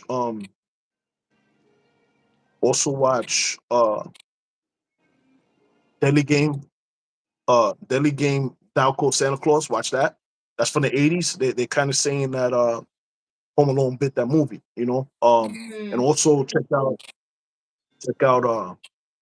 uh Better Watch Out. If you've Oh, ever seen I Better like Watch that Out, one. yeah, yeah, sick. Yeah. Listen, there's a lot of cool stuff coming out. There's a lot of cool stuff making its way out, and it's able to happen because of the horror genre. Because it's producing, and horror can be produced on a relatively low budget, so you don't have too many hands in the pot. Yeah. Once you start getting big, tremendous budgets and all of that, that's so many more people's money, and so many more people want to have a say in what's happening with their money. And that's why a lot of times when movies go to these big budget, studios, the movie falls apart because there's just too many cooks in the kitchen. You know what I mean? Yeah, So, yeah, yeah. That makes sense. mhm. Better Watch Out. I like So Better Watch Out. That one's good. yeah, see no evil, see no evil. Two dope movies. Those are cool. Um, Once I gave him the, I also am a big fan though of the horror comedy. Like I just recently saw like Tucker and Dale versus Evil and stuff. Like that stuff is funny. Like I don't know why. I don't know if you've seen that one. That was hilarious, bro. That one's yeah, so funny. I never got through that one, but yeah, what you're talking about. I never got through it. I'm I'm kind of weird with horror comedies. All right. I gotta be honest. I'm not a dude who obviously I laugh at things that are funny to me, but I'm not a dude who you won't really see me going to comedy shows. You won't really see me doing all this type of stuff. I like to laugh at things that happen that are not really supposed to be funny. I don't want somebody telling me, "Oh, here's the punchline, laugh." Yeah, I yeah, like to yeah. just I get what you're here's saying. something that's funny in the mundane world, and then I'm like, "Oh, that was funny." Hmm. So I'm not really too much of a Shaun of the Dead guy or Tuck and Dale. I don't really like the and me and our 365 Jimmy right here, we fight about this all the time. He has he has oh, thank you for the congratulations on the new mayor. I'm not a fan. I'm not convinced by him. But we're not gonna talk about that. But thank you. Thank you so much for the kind words. But we go at it all the time. He loves like comedy and all this type of stuff. And I'm more like a rough, edgy, Hmm. grimy dude. You know what I mean? So I understand a lot of people like that. So if you like that, I love it for you. Um, um, what was the name of it? Scary movie. That I Oh, appreciated that because you understood what it was. Like you knew, okay, this this is supposed to be like that. making fun of horror movies. You know what I mean? Yeah. So the assignment was different. So I could appreciate that more. But like Zombieland, I couldn't get through that. I couldn't get through Tucker versus Dale. I'll try it again. I'll try to do it again because everybody keeps telling me how good these movies are. Zombieland, I never got through Zombieland. I put it on and I was like, this ain't for me. But everything that I like is not gonna be for everybody. So I appreciate what Yeah, everybody's taste they like and everything. You know, uh, Ma I just Vera, how you doing? sometimes you gotta go into it saying like, well, I don't know, everyone's different. I go into it saying this is a comedy movie, but it's horror themed. That's how I look at it. So Yeah, it's yeah, supposed to be all funny, but it's like horror themed, so just it's gonna be a little bit weird and. But yeah, I get what you're saying. I get what you're saying. Like I don't like to mix the two. I get it. Oil and water, right? So yeah. Freddy's dead. You see that? Don't Freddy's bring that dead. thing up. I get crucified for that film. That's what Jimmy's saying. Horror 365 Live. Everybody, please follow Horror 365 Live. That's our channel. We do live streams every Wednesday night, 7 p.m. Eastern Time. And once a month, we also do a Friday show called the Friday Fan Free for All, where it's just all topics are all topics are up for discussion. There's nothing off the table, and it's a lot of fun. Come hang out with us. I linked everything down below so you guys can check them out. um, but yeah, I see what you're saying. I know I do like though. Like I'm a big nerd now on Terrifier. I love Terrifier. Some people don't like him. That's fine. Oh, you see what you just said? Terrifier. There's a lot of funny things in Terrifier, and it's still scary. You know what I mean? Yeah, It's still horrific. There's comedy within the horrific world. You know what I mean? So that works. To me, that works.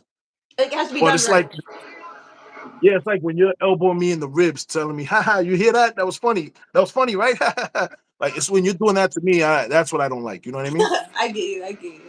I get you. Yeah.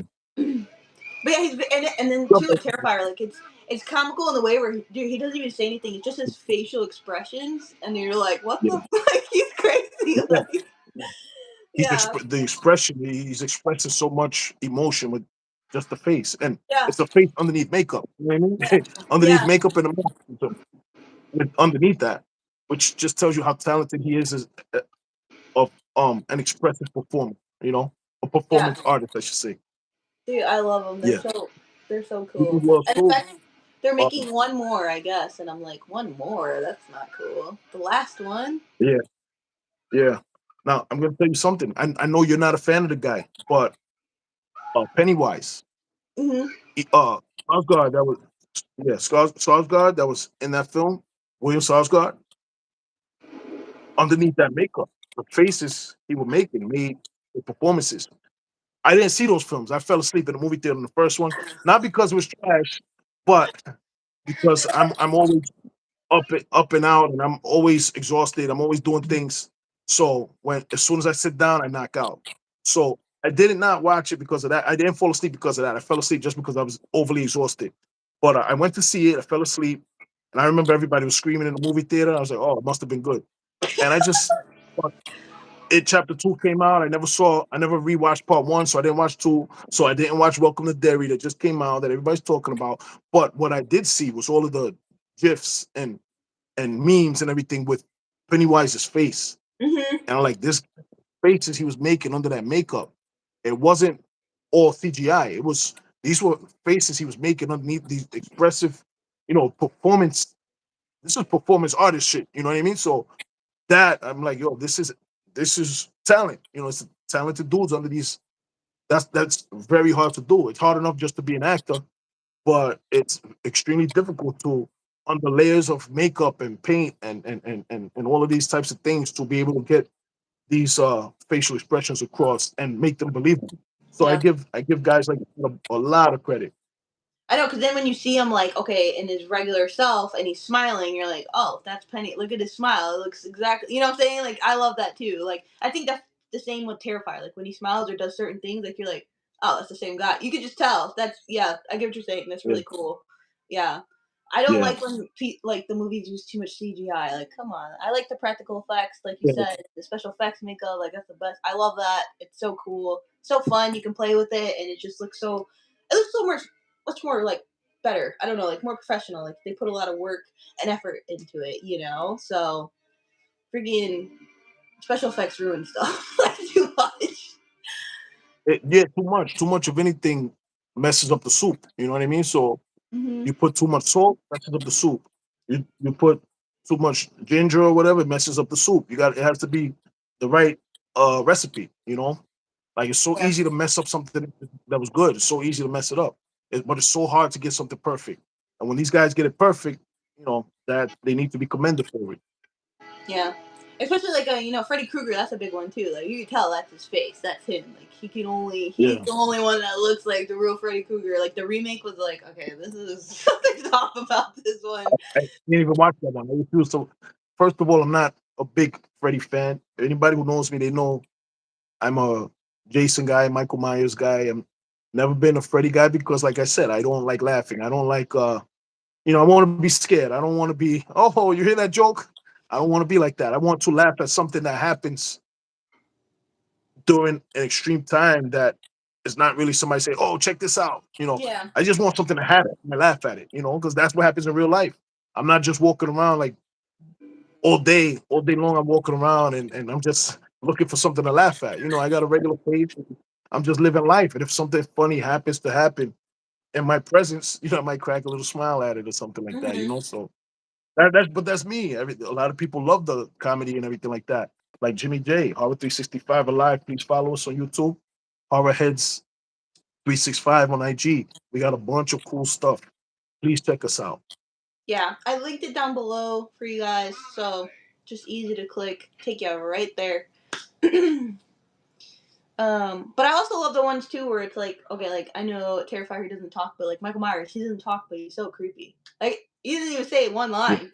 It's his body language, yeah, his movement. It's just a shadow, basically. It's just I love it. I love the simplicity of it. If that makes sense. yeah, absolutely.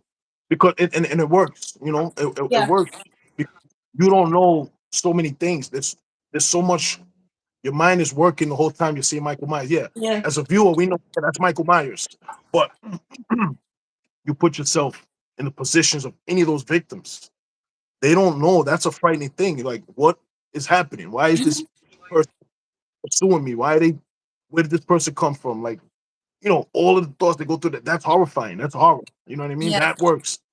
Uh, if if he chases me down and has me cornered, and then he's making jokes about it, he's gonna piss me off. You know what I mean? So yeah, you might have me scared, but I'm gonna get pissed off, and I'm gonna try to raise up on you. Oh, nah, you cracking jokes. I gotta go. I gotta shoot my shot now. You know what I mean? So Yeah. Yeah.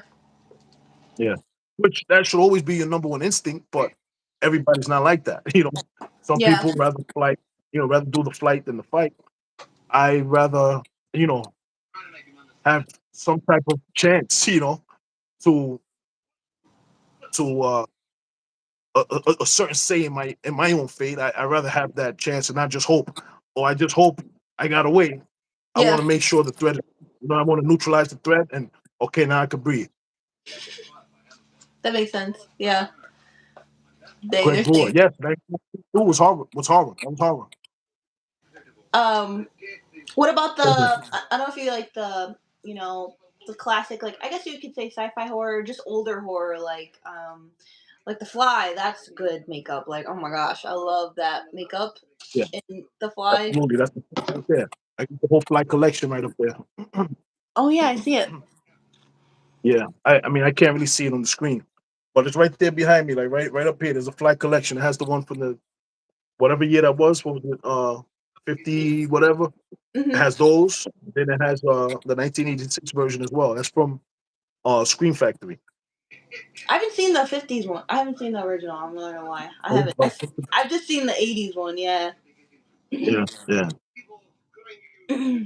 But the special effects on that one was crazy. I was like, what? I'm a big special effects person. I love that. To see like anything that looks so like how you say like just realistic and goopy and like gory or just like breaking out of things. Just oh, I love it. Even like in Gremlins when they're breaking out of the eggs and everything like that. Like oh, I Yeah, just love it. yeah. It's slimy. Like it just looks so cool. It's gross, you know what I mean? But Yeah. it, Yeah. it, it, it's horror, you know what I mean? That's a sort of body horror, which body horror is not my favorite thing, but you got to give it up to the thing, which I think Greg just mentioned. The thing, Yeah. uh, the thing is great special effect, great body horror. That's body horror that I could tolerate. Um, Gremlins, that's body horror that I could tolerate. The Fly, I could tolerate that. Um, A lot of Okay. these body horrors, I'm not a big fan of body horror. Like what's the other one with Demi Moore? The Substance. I walked out the theater on that one.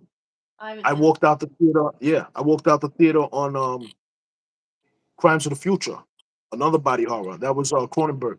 Walked out the theater on that. That's not my thing. Um, What about the Hellraiser franchise? I know I read a comment on something like that. Hellraiser.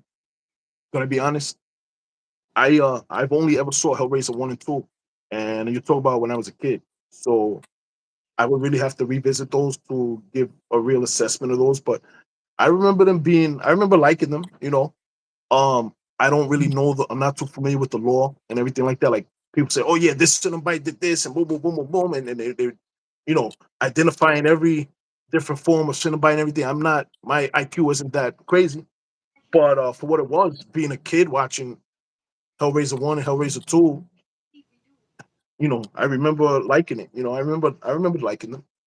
I just like how the Cenobites look. I think they're so like iconic looking. They just look cool. They look cool. They look dope. Like if I saw that, I'd be terrified. I don't know. So anything that kind of scares me, I like. I don't know why. I just like. I want to be The scared. characters.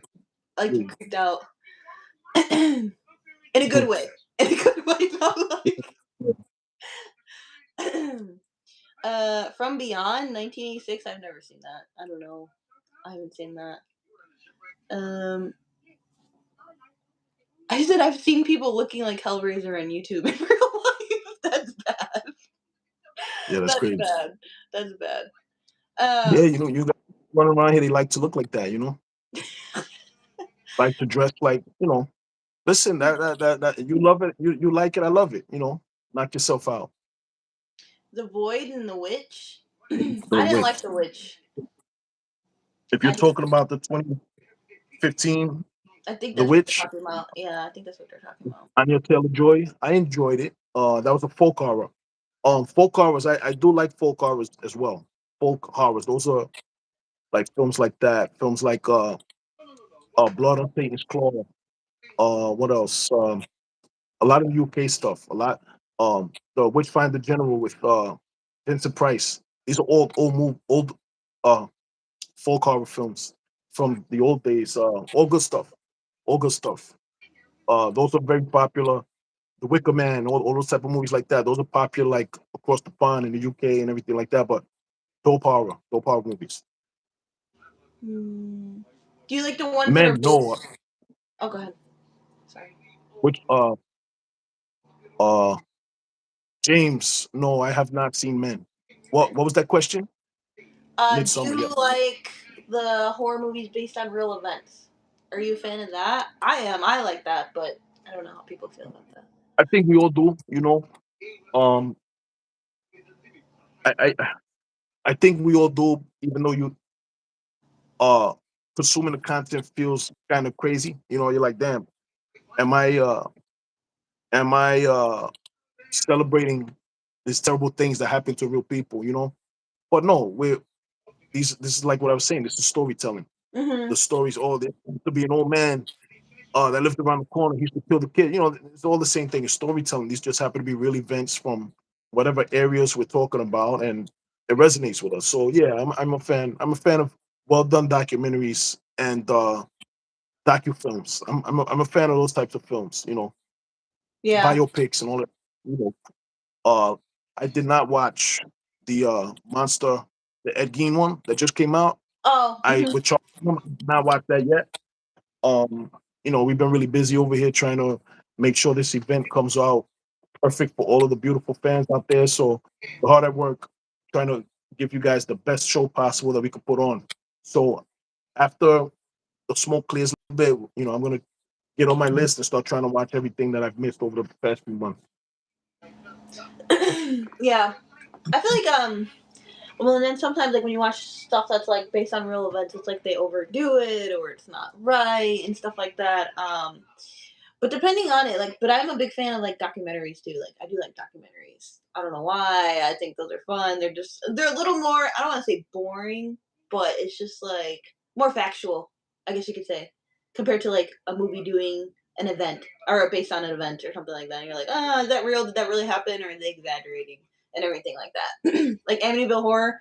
Like I do like that movie, and the story is sad, but it's like it's still cool to see it come to life, I guess you could say.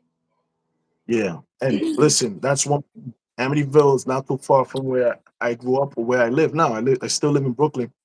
Um, Amityville maybe an hour's drive. That's up in Long Island. Uh, I still never been to the house. What? All of my years of living, I still never made it up there. I got to make a point to go do it. I travel everywhere. I didn't go an hour's drive away to go see the Amityville. Do that, Dang, you gotta you do know, that. yeah. I feel like that'd Especially be after the Conjuring series and the Ed and Lorraine Warren. You know what I mean? Especially after that they brought they reintroduced so many eyes to the Amityville Horror because you remember you got the one back in the days, then you got the one this one's back in the days too. Now it's like 20 something years ago. With Ryan Reynolds, that one was really good too. Yeah, you're talking 20 something years ago with that one. These are good films, but the Conjuring series brought them back into people's uh imagination, attention. It brought them back to people's attention. So I really have to make a point to go to the Amityville house. I got to do it. yeah. It's so like yeah. It's oh I love the 2000 or the what did you say 2009 the Ryan Reynolds one. Oh, that was by far the creepiest one. But yeah, E. I Crew, like Brownsville. He knows what I'm talking about. Siberian films. No, I don't think I'm gonna ever watch those. Daphne, Christopher Avenue, all of that. Jeepers Siberian Creepers. Jeepers Creepers is good.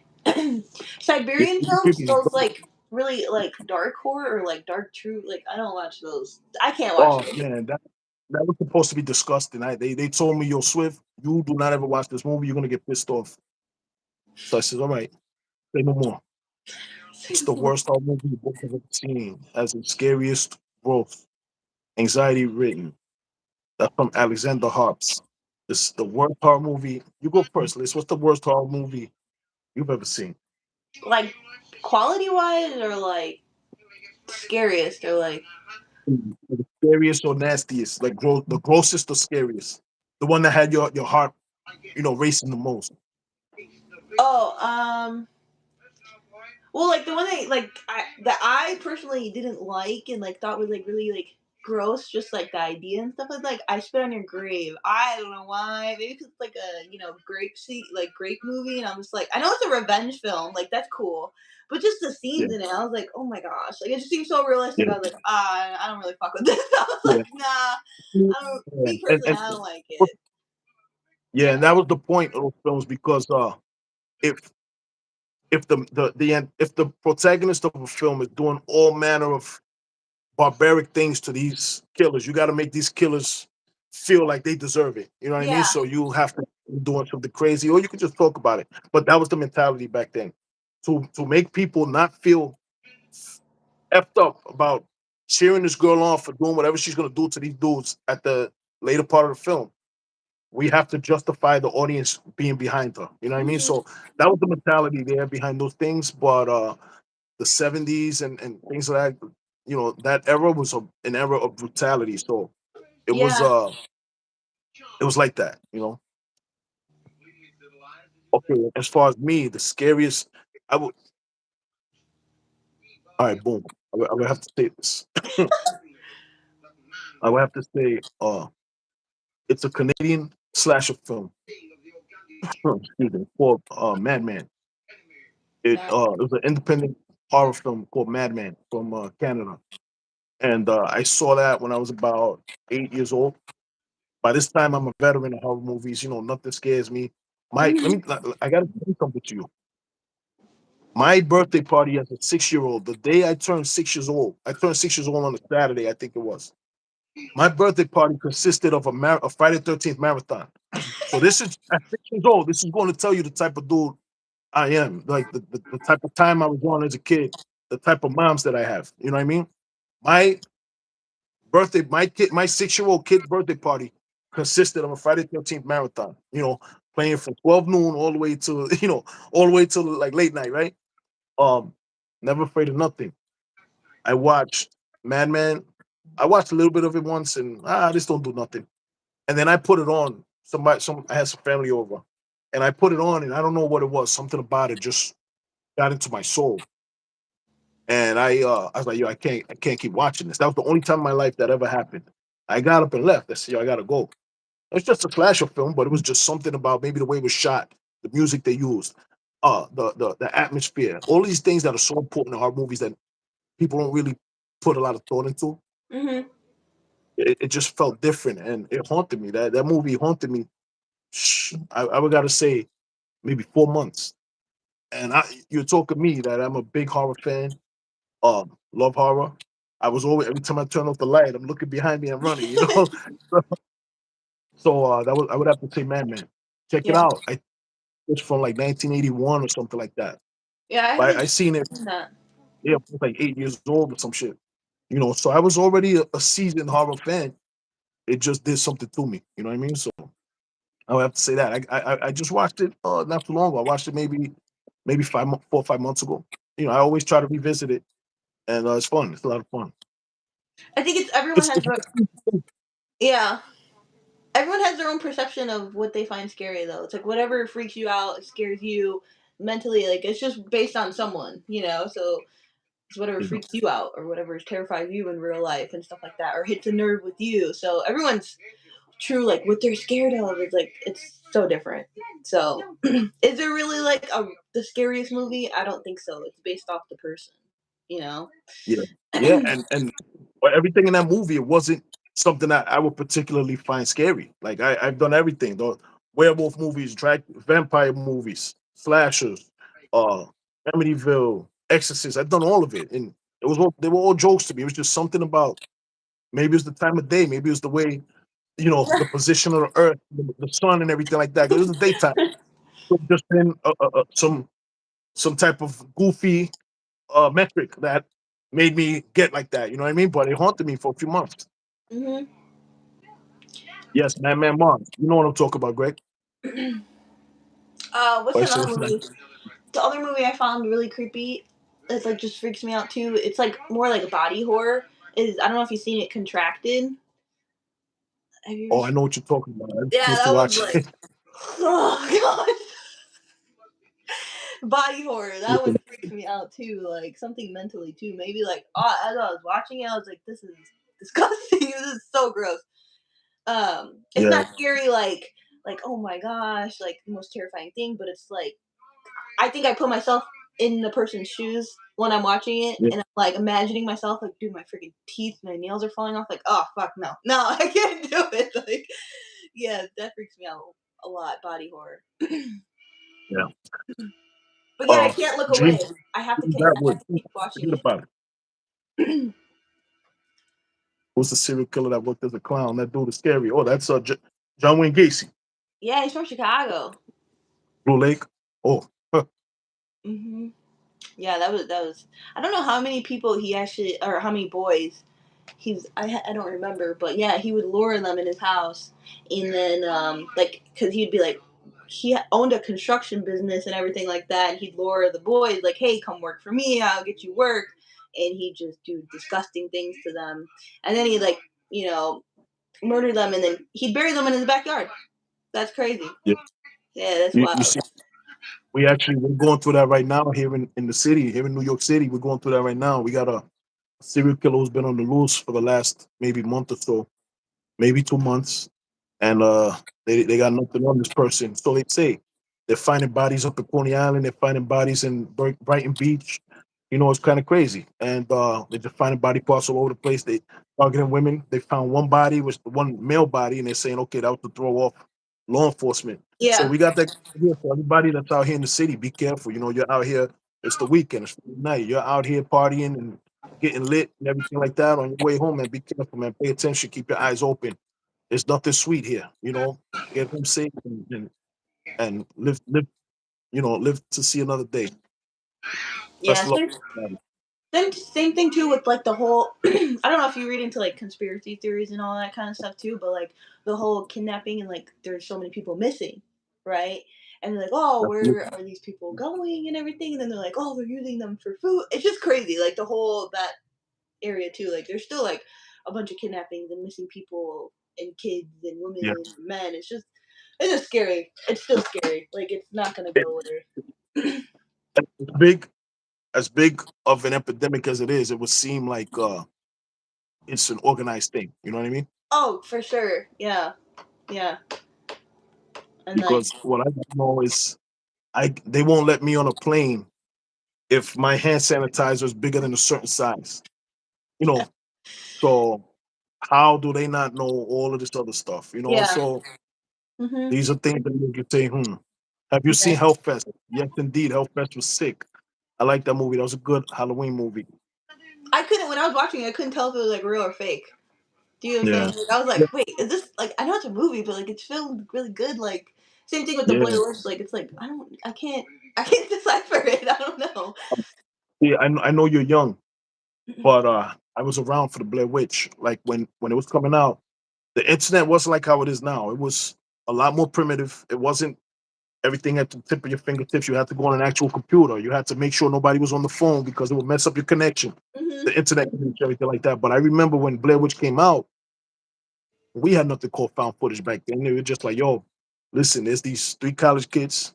They were doing their film project and they went missing. This is what they told us. They had a website about it. They did specials on TV about it. Mhm. They're like, they were they these three students were investigating a case called the Blair Witch, the legend of the Blair Witch, and they were interviewing townspeople. They said we never saw the kids again, but we just found their tapes, and that right there, that made everything for this movie. So we thought it was real. Mhm. They had a website that was like one of the first real websites where go to uh Blair Witch Project .com. We thought it was real. It was all they had all newspaper clippings and all of this type of stuff and timelines, everything. We're like, oh man, I'm getting goosebumps talking about it right now. But I remember that time. I was young, but I remember that time, and I'm like, yo, this is scary. Like these kids just disappeared. They just found their tapes in the woods. Like what happened to them? And they're like, yo, we're gonna put their tapes out in the movie theater. Excuse me. We're gonna put their tapes out in the movie theater and just show you what we got. And you guys, we don't know what happened. You come up with your own, you come up with your own theories of what happened. But if you remember that movie, you see how the movie ended. It was crazy.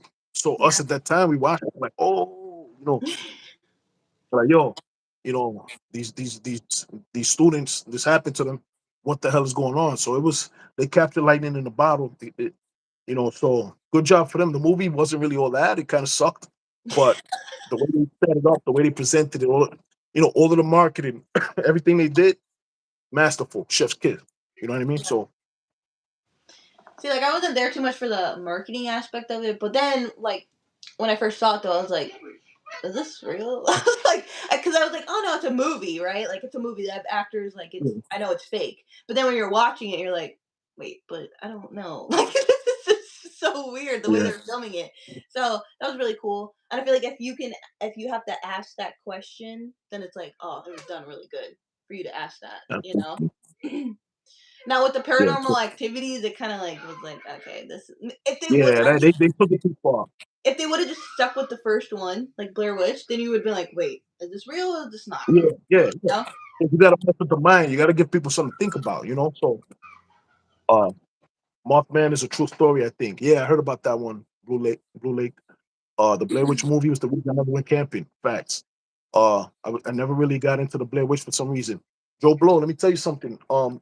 I was only into the first one. Once word got out that these actors from this movie, they're actors. They were at an awards show, and pictures started coming out. Mhm. Like I said, internet wasn't an instant second like it is now. But stuff started coming out. You're like, oh, they're actors, and it kind of lost its luster. Then they came back with the sequel. At that point, I didn't watch the sequel because listen, I'm a diehard horror fan, but this is the type of horror fan I am. If something doesn't look good to me, I'm not wasting my time watching it. I'm not a person that just goes and watches every horror movie that comes out. I don't do that. Diss me or you want, I don't do that. I'm not watching something that I don't think I'm gonna like. Every movie I go to watch, I'm expecting to like this thing. You know what I mean? I'm not, oh yeah, I think this is gonna be whack, but I'm just gonna go waste my time. I got better things to do, you know? Um, so I never watched any of the Blair Witch sequels. I never watched the remake that came out maybe 10 years ago, whatever it was. I never watched any of them. Yeah, I haven't watched It those. it worked for the time. It worked for the time period that it came out. Sonic does Paranormal Activity blew my mind when the first one came out. Yeah. Yes, when the first one came out, that's how you got to do it. You got to blow people's minds, and that's what they're getting away from. Yeah, I don't watch too many B. Um, James Atwood. There's a lot of really really good indie films now that are not being messed up by studio interference. Hmm. So give them a shot. Just do your research a little bit. And there's a lot like I'm getting more now into indie horror films and things like that because you're hearing the real auteur's auteurist voice, and you're not hearing some fat executive in Hollywood. You're not hearing what he thinks is you cool. Like this dude's never been cool in his life. He's gonna tell us what's cool. Come on, where does that make sense? So And I pros think and the truth.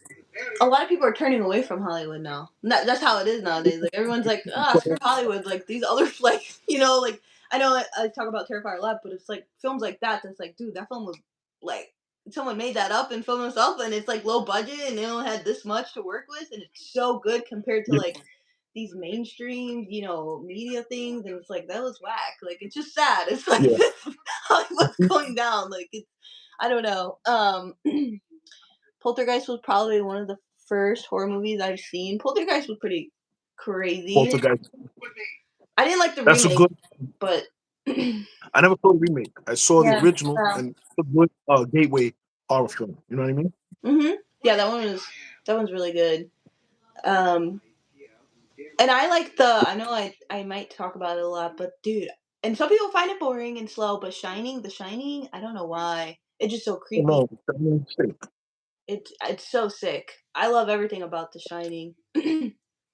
um, No blow. The first horror movie that would be tough. I don't know. I mean, the earliest I probably used to know the earliest horror film that I could think of right now is a silent film, and it's called Nosferatu. oh yeah. What? Correct me if I'm wrong. Did you see Jack the Nicholson. Do you see the remake on that? I did not like it. But Uh it was alright. yeah, but It I was didn't know it's like more of like a love story. I guess I thought there was gonna be a lot more like I was like, oh, Nosferatu remake. I was like, there's gonna be a lot of like killing, gore, and yeah, everything. And I watched it, and I was like, oh, I was like, this is yeah. like a love story. Let me tell you what let me tell you what didn't agree with me with Nosferatu the remake. It felt anticlimactic. You know what I mean? Like you had this build in this film, you had this build, and then there was Yeah, never a real blow. It just fizzled out. It's like you build something up so much, like yeah, I'm gonna do this, I'm gonna do that, and then you get there and you know, it was. oh, that's all it was. It fizzled out. You know what I mean? So it felt like that to me. That's how exactly I felt. I was like, this is what I just watched. I was like, this is what I just went to pay for. I was like, Manoir del Diable. Okay, Sergeant Shadow, dope stuff. It's, no, that's not the Cabinet of Dr. Caligari. That's another early Le Manoir du Diable. Okay, yeah, my French sucks. Everybody, don't crucify me. they're doing a lot of remakes still on Universal Horror Yeah, yeah. Look, now. you alone. You got a Dracula remake coming out February 6th by Luc Besson, another French director. He directed a lot of action films. He directed The Fifth Element. You remember that movie, The Fifth Element, Yeah, the fifth with one. Bruce Willis and Chris Tucker. He directed that, so he's doing that. You got The Bride coming out. That's written, produced, and directed by Maggie Gyllenhaal. So you got that film, The Bride. It's Christian Bale. It's an all-star cast. Jake Gyllenhaal, uh, uh, Penelope Cruz. You got some heavyweight actors in there, and Maggie Gyllenhaal's writing, producing that one. We all know Frankenstein just came out by uh, Guillermo del Toro. You know what I mean? So it's a lot of remakes coming out, and then you got Robert Eggers coming out at the end of the year, I believe, with the werewolf film. So you got some stuff to look. You got some stuff to look for if you love like classic horror movies and monster movies. Yeah, they're doing a lot of those now, which is kind of cool. It's fun to see them. Yeah, yeah. But for a lot of people, that is their first memories of Yeah. horror. Dracula, Frankenstein, things like that. Like, so I get it. I'm not mad at it as long as it's done well. If you're just Yeah. bastardizing something, I never say, yo, go in here and ruin everything that ever was made about this thing. Yeah. Misery, So Sinners, and Sinners. I still Sinners, haven't seen. I still gotta see that. I Sinners is know. dope. I Misery is love. also dope. Misery is Stephen King. Yeah, I love Misery. That's a good one. Yeah, yeah. That's some sick shit, you know. The whole log part with the ankles. That's crazy. That's crazy. That's a When I horror saw movie. that, I was That's a like, horror movie. Right there. Yeah, that is a horror movie. You ain't going nowhere. That's a horror. oh, jeez. I saw that. I was Yeah, like, wow, that's crazy. yeah. Let's see. But yeah, I like those types of films and the ones that are based off books too. Even though I'm not much of a book reader, but it's just cool to see those come to life. Like everything with Stephen King, like just really cool. Like It's the bang. which what was the remake? Oh, I think they have a remake of Cujo, but I didn't see it. Oh yeah, Uh, that's coming out. the original was good. I love the original. And same thing with like Carrie. Same thing with that too. Like they did the original and the remake. The remake was okay. I think I like the original more though. Seattle, Sergeant Washington. Stack, first horror movie is Texas Chainsaw Massacre. Absolutely. Boom. Oh, 7 years old. Your brother, my own heart. No doubt. The Jose Gonzalez. 2000 Cerillo. was it 2003 Shout- remake on Texas Chain Massacre. Oh my god. Oh, that was fire. Yeah, that one That was was fire. good. 2003. I, that was fire. I love that movie since the first time I saw it. Dude, That that movie one. was fire. Yeah, the To newer this day, one was not. I still try to watch it once a year. That movie. Only once a year. Just well, I try to watch everything else too. Yeah, yeah. Too much to keep up with. Yeah. Yeah. What else? What else? Everybody liking? What are you liking in the chat? What movies you recommend? You got a bunch of compliments about your tattoo, your ink. Oh, my ink. Yeah, and I'm still working on the other one. I only did the first session of the. It's on my inner thigh. Um, I will tell you that was pretty painful. I don't know. I think that was. I don't know if that's gonna be the. It's probably gonna be the most painful tattoo I've had. But I'm not excited for pain, but for when it's done, yeah. So for that one, we're doing Jack Nicholson from The Shining through the door kind of thing, like that kind of scene. So I know it's gonna be detailed but it's gonna look sick, dude. I'm so excited for it. I just want it to be done already. You know what I'm saying? And Yeah, people always tell me too. They'll be like, "Oh, I just want to see the end product." I'm like, "Yeah, but it doesn't work that way, and I have to sit through the pain." Like, well, you'll be fine. Just sit through it. Just get it done. that And I'm like, sounds good, but you gotta actually sit through it. yeah. And I'm like, okay, yeah. It still hurts. Like, I don't know. My pain tolerance is definitely higher, but it hurts, bro. I'm not gonna lie. I'm like, I'm be Yeah, sweating. My yeah, upper lip sweating. I'm just hot yeah. and I'm cold at the same time. But yeah, they're like addicting. I love tattoos. Do you have tattoos? None whatsoever. None. None whatsoever. Um, that's dope, but you chose to make your leg look like one of the buildings in New York City, so it comes with the pain. But it's I dope. No, know. your art looks dope. Like it looks photorealistic. The style of the art on your legs. It looks photorealistic. It looks like it's straight out the movie. So it's dope. The shadowing, the lighting, all of the things. It looks, whatever you have to go through to get that, it was worth it. Yeah. Right. Because it looks, Yeah. as Shout out you to can my. see, everybody always complimenting you on your ink. You know what I mean? Yeah. So you could be at least. Thank you. Shout out to Castro Tattoos PR. He has all over my Instagram and on my page, but you guys can check him out on So, Instagram. Um, dude, yeah, I never ever would I ever thought I'd be like covered in tattoos. Like I don't like pain, you know what I'm saying? I'm a baby. I'm like, oh, that shot hurt, you know what I'm saying? But it's like Yeah, Yeah. now I'm just stuck in it, just Mm. going with the flow. And now it's like, now I can't stop. That's the weird thing. Even though it hurts, I'm like, I just nope. I just want to keep going. And I think cause like when your skin is younger, and like it's just easier. It's more tolerable. I feel like as I get older, it might be a little bit different. It might hurt a little more. That's what they say. I don't know if it's true. So I'm like, well, I'm young. Might as well get everything done now before it's too Yeah, late. yeah, absolutely.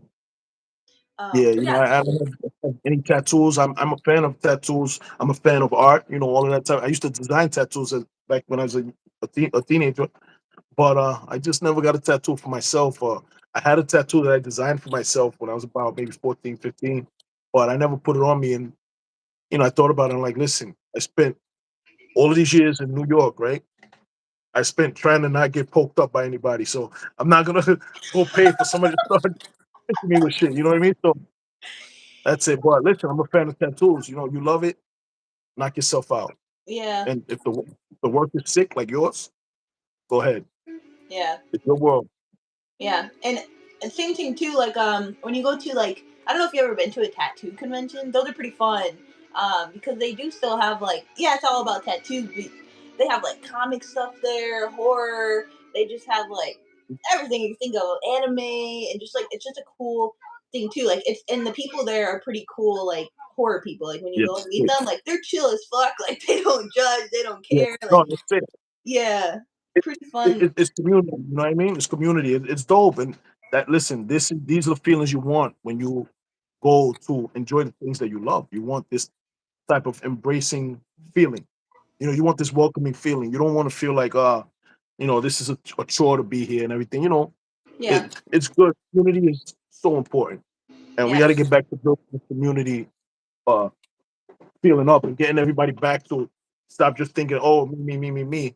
No, listen, we could do dope shit if we just uh do it. We just got to do it. Let's get together. Let's do it. Let's make things better. You know what I mean? yeah, 10 people could do more in less time than one person. yeah, for sure. But yeah, I feel like I Dope. don't know.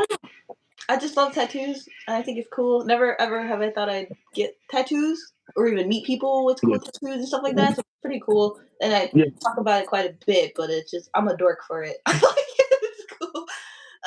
Yeah. But Look, Gregory, a rush. She said it's a rush. Yeah, I get it. I yeah, get it.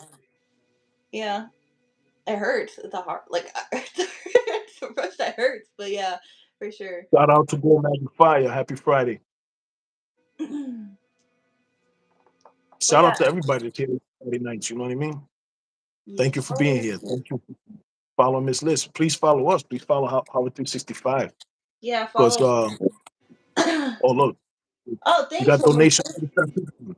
I don't even have the button. Thanks, Homer, dude. Tattoo fun. Thanks, Homer, dude. I appreciate that. So Joe what's the tat? certified. Tattoos don't hurt. Love hurts. I don't know about the tattoo part. Love definitely hurts. Tony just said happy Friday to Miss Liz. Tony, happy Friday. For our guys. Yes, Thanks, Homer, indeed, sir. dude. You were very generous. Yeah, that was dope. Ma Vader, awesome home to do. Yes.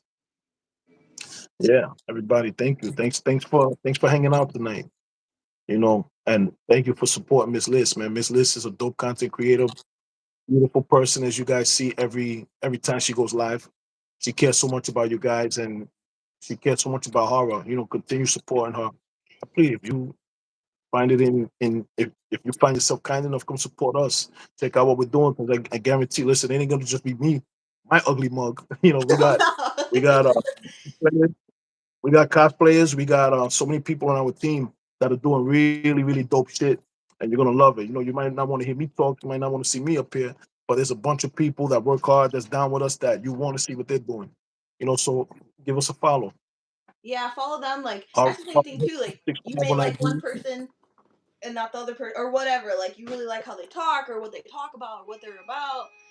So I think that platform too, Horror 365, is really cool. It's just like just a big community of all these different type of content creators and stuff like that you can just connect with over Yeah. horror, and just not like today horror. It's so many different types of horror: sci-fi horror, old school, new school, all that kind of stuff. Like we got performers, we got actresses. We got Sam that you seen on our thing. Yeah.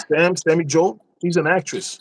She acted in all of these movies. Like I, I didn't prepare the links. I'm sorry about that. I would have loved, but check out Sam X Josie, or just go to Horrorhead365 on IG and go through our page. You're gonna find Sam. She's an actress. She's a performer. You know, a wonderful actress, so talented and such an amazing person. Good heart, big heart, good person. She's such an amazing talent. Gregory B. He has a serious question for you, Miss Liz. Bye, Homer dude. Thank you for Tony stopping Doucette. by. You Oh man, take it easy, Madul. Thanks for supporting her. have a serious question. How serious? um, but yeah, so yeah, check them out, everybody. I linked it down below. Swiss Horror 365 with the Horror 365 channel. Check them out. Really cool, and it's just cool to connect. I think it's a really hard thing to do in person, at least, is like to connect with people over horror. Like you don't really find too many people. Like once in a while, people come up to me about my ink and everything like that. But to find people that are very passionate and love horror and they love to talk about it, very knowledgeable, grew up on it, they share like a likeness to it. It's hard to find and connect people with that in person. Don't know why it's so difficult, but it is. So it's cool to have, platforms like this on Instagram and YouTube and live stream that you can just chat, chill, talk, and just feel comfortable, Absolutely. you know? It's because a lot of people don't talk about it. You know what I mean? Like, so what? In my experience, what I find is that I meet people at conventions, horror conventions. Cosplay competitions. If I see you wearing a Chucky cosplay, Tiffany or something like that, I'll come talk to you. What's up? My name is Mm-hmm. Swift. Boom, boom, boom, boom, boom. How 365 is what we do. We do cosplay competitions, all this type of stuff. I introduce myself, create a rapport with them, and create a relationship. And another thing is going to the movies. Going to like I told you how I love going to the movies. When I'm going to some of these lesser known horror films at the movie theater, I know that okay, nobody knows about this flick. Everybody in this auditorium has got to be a hardcore horror fan. So right there, once that happens, I'm like, all right. Once these credits roll, they're mine. Mm-hmm. Yeah, yeah. And credits start rolling. I jump to the front. I wait for everybody to walk by, and I start pitching them Horror 365. Come check us out. It's gonna be something that you're gonna love if you love horror, and you do love horror because you're here at a horror movie that nobody knows about. Maybe 5 people know about it, and this place is full of 50 people. Mm-hmm. Come check us out. We're gonna have something you're gonna think is cool. Yeah. So been doing a lot of that, just going out to places and connecting with people the old school way, the person and everything. So it is tough. It's a lot of work, but you can still do it if you're strategic with the way you do it. You know what I mean? Yeah, for sure. I know you go to places now and they're like, oh, like we don't even hand out business cards anymore. I'm like, wait, what? They're like, yeah, everything's just on social media. Like, here's your QR code. I'm like, okay, QR code. Like everything's mainstream and media. But like, so it's crazy to adapt to that nowadays. But I guess it's easier and faster to share your content and what you do and connections. A lot easier that way, I guess. It's just weird to Uh, adjust let me, to. let me tell you something about that before you answer this question from Gregory B. Sorry, Gregory. I just want to make a little point first. Uh, I'm here in New York, so people are a little more hip to things. You come to them with a QR code, they're not showing you any attention because so many people have come with the QR code and it's just access to your bank information and Oh, this and true, that. So true. over here, people don't really do it like that. So I gotta really give them, I gotta really pitch myself to them and really make them feel me. You know what I mean? So it's a lot difficult. Like it's a lot more difficult. We have NFC tags where I'm like, yo, just put this to the back of your phone. It'll take you to our link tree. It'll have all of our links there. And like, what do you take my information to? Like, no, if I want to take your information, I would just throw a mask on and rob you. But Yeah. I'm just trying to let you know where to find us. Yeah. Gregory B just asked a question. He says, "Would tats look good? Look okay over scars?" Um, depending. Oh, I think your tattoo artist has to know how to tattoo over scars. But a lot of times, people do tattoo over scars. Depends how thick your scar is, and your color of your skin and everything like that. So it just I think it depends. But yeah, and then too, like if you nick your tattoos, um, it does take the color out of them. I had scratched one of mine one time, and it does scar like a regular scar, and it'll just strip that color out. So I think you just have to be careful with your tattoos. But you can tattoo over scars. I think you just have to find the right artist that uses that technique. But Speaking of artists, there's somebody who just said what's up to me in the chat. Wolfpack Maine, phenomenal, sensational artist. Follow Wolfpack Maine. He's got some dope designs. He's a sick artist. He does all types of designs and everything like that. Follow Wolfpack Maine. Check him out. He's on YouTube. He comes on YouTube. He has a IG, everything like that. Check him out. Wolfpack Maine, amazing, phenomenal artist, talented guy.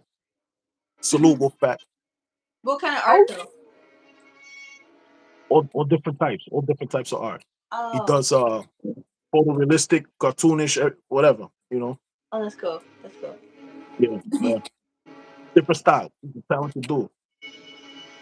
Yeah, that too. Like even when you're doing on YouTube, especially here, like you meet so many people too. Like when they go follow you on your Instagram, and it just be like if you said artists, tattoo artists, or people that are huge collectors. I've met on here and stuff like that. I feel like YouTube you can connect with so many different types of people. Even like just for the fact that you guys like horror. Oh, what kind of horror? Well, there's media, tattoos. It's just crazy. It's just Absolutely. It's really a cool. valid question.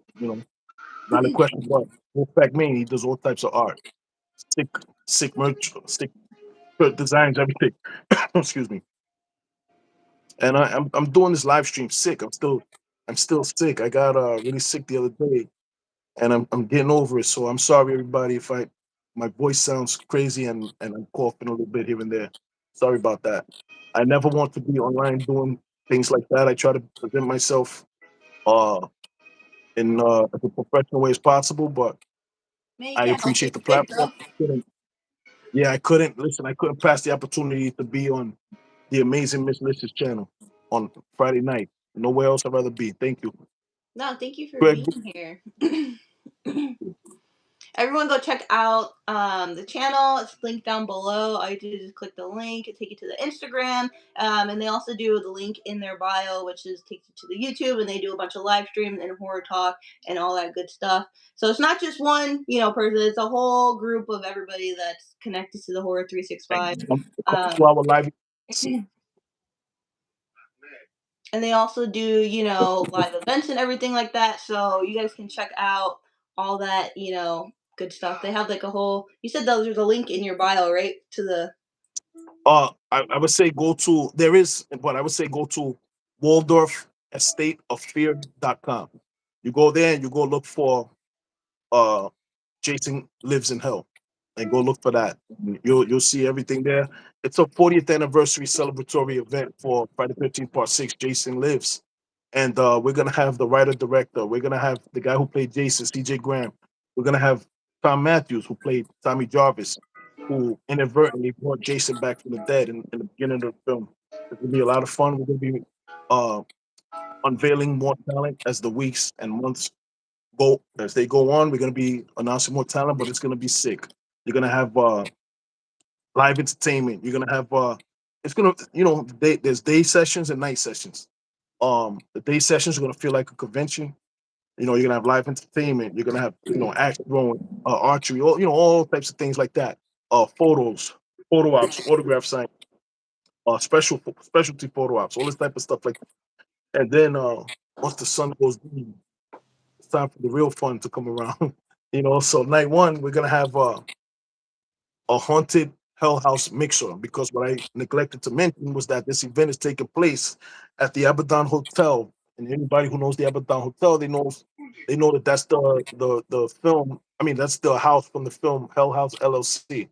From that film franchise, the Abaddon Hotel, we're gonna be at that place. So it's gonna be a lot of fun. It's gonna be a lot of surprises. It's gonna be a party. It's like, listen, you come watch our live streams, you're gonna see the party, and we do that with everything we do. It's all about fun. Yes, May 1st and 2nd in the in Pennsylvania, right there. Thanks, Ma. Everybody who doesn't know, that's my mom right there. Mama Swift, Vicky 44. Thank you. Yeah, come check us out. And come say hi to us. You know, come say hi to us. We won't bite. You know, I mean, not all. I'm not gonna bite. You know, I can't. You know, I can't speak for everybody, but somebody might be a little hungry. But yeah, come on, good time. It's gonna be a lot of fun, and come see all of our events. You know, come see everything.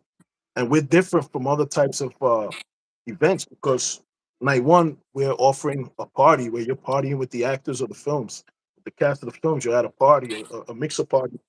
And night two, and these are separately ticketed events. Night two, you're gonna have a wedding reception style dinner with cast characters, and you're gonna have an award ceremony. You're gonna have a film screening. You're gonna have a bonfire. You're gonna have all types of things that's gonna just make it so worth your while. You want to be there, May 1st to 2nd. Be there, be square. You know, you want to come hang out with us and tell us, be like, yeah, man, you know, we saw you on Miss List, man, and you know, we're coming out to see what you was talking about, and let us know. Absolutely. But yeah, go check them out. I'm sorry, WaldorfStateOfFear.com. And then you look for Jason Lives in Hell. Yeah, everybody go check that out. They're saying you're in a submarine. I think it's just the live stream. That's what it does. Like when you do a join live stream and people are talking, I don't know why. It's the connection. It's always a little bit, I don't know, weird. Uh,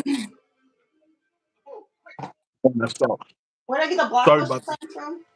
I got that from, I think it's on Amazon. I don't know. Yeah, that's so sick. I saw it. I love it. Yeah, this one's like well anyways, Yeah, it's like a metal sign. So they have another one too where it lights up and stuff, but this one's just like a metallic one. You know what I'm saying? yeah, Like, that's sick. yeah, Yeah, I want to that's try to dope. find the one that lights up. So it's like, I don't know, people are attracted to lights, right? So I'm gonna find something that's like neon and stuff, so I can build that shelf. I gotta build it. I'm gonna try to be Bob the Builder, you know, try to build that shelf and display shelf Yeah, as yeah. best as I Knock can. yourself out. Uh Listen, huh. you could do it. I think I can. I think I can. I don't know. Um, but yeah, thank you for joining and everybody that attended the live stream. I appreciate everybody being here. Everyone, go check out Thank you. Horror 365 live, and it's like linked down below. All you have to do is just follow, take it to the Instagram, and all that cool stuff. Turn Thank on both our notifications so you guys know when we both go live and all that kind of good stuff. you. Absolutely. But And thank you. Oh, thank you. Thank you for having me on the platform. Thank you for giving me a platform to speak. You know, thank you for this forum. I appreciate it. I appreciate everybody in the chat. Everybody of course, here, thank you so much for coming and showing love. And thank you for everything. Continue doing what you're doing. You're doing some dope stuff. Every piece of content you drop is fire. I thank love you. everything you do. Yeah. Thank you so much. You know, your live streams are a lot of fun. You just freestyling a lot of times. It's just fun. You know what it feels like though, and this is a part of connecting with people that people don't really understand. Like it feels like we're hanging out with you. You know what I mean? So that's a very important piece of connecting with people that people don't really think about. If you have that talent to do it, which you do, of course, you can't quantify that because that's something you could go and do everything under the sun. If the people, you can't connect with the people, it's for nothing. And Yeah, you have mastered how to do that. So kudos to you and thank you for that. thank you. I appreciate that. Yeah, it's My something that's Vader. fun. But yeah, thank you. You're such a great talker too. You're very knowledgeable, and I had fun talking to you. Because a lot of times, like Thank you. sometimes you do like live streams. Well, I haven't done too many live streams with people, but I've seen some where it's like, um, you know, I don't want it to be like any like no one's talking or anything.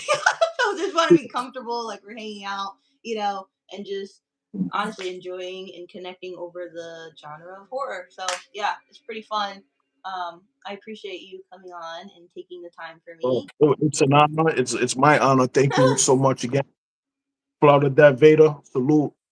Um, my Vader, salute. Greg Brewer, salute. Everybody, salute to everybody. Enjoy the rest of your weekends. And I wanna say, I wanna end this. You know, saying what my boy Jimmy J says. Um, you know, thank you for celebrating horror 365 days a year. And it's not only a genre, it's a lifestyle. Jimmy, that was for you, bro. 65, Thank we you. out. Miss Thank you, Liz, thank you so everybody. much. Much love. Thank Love is you. love, everybody. Good night. Bye.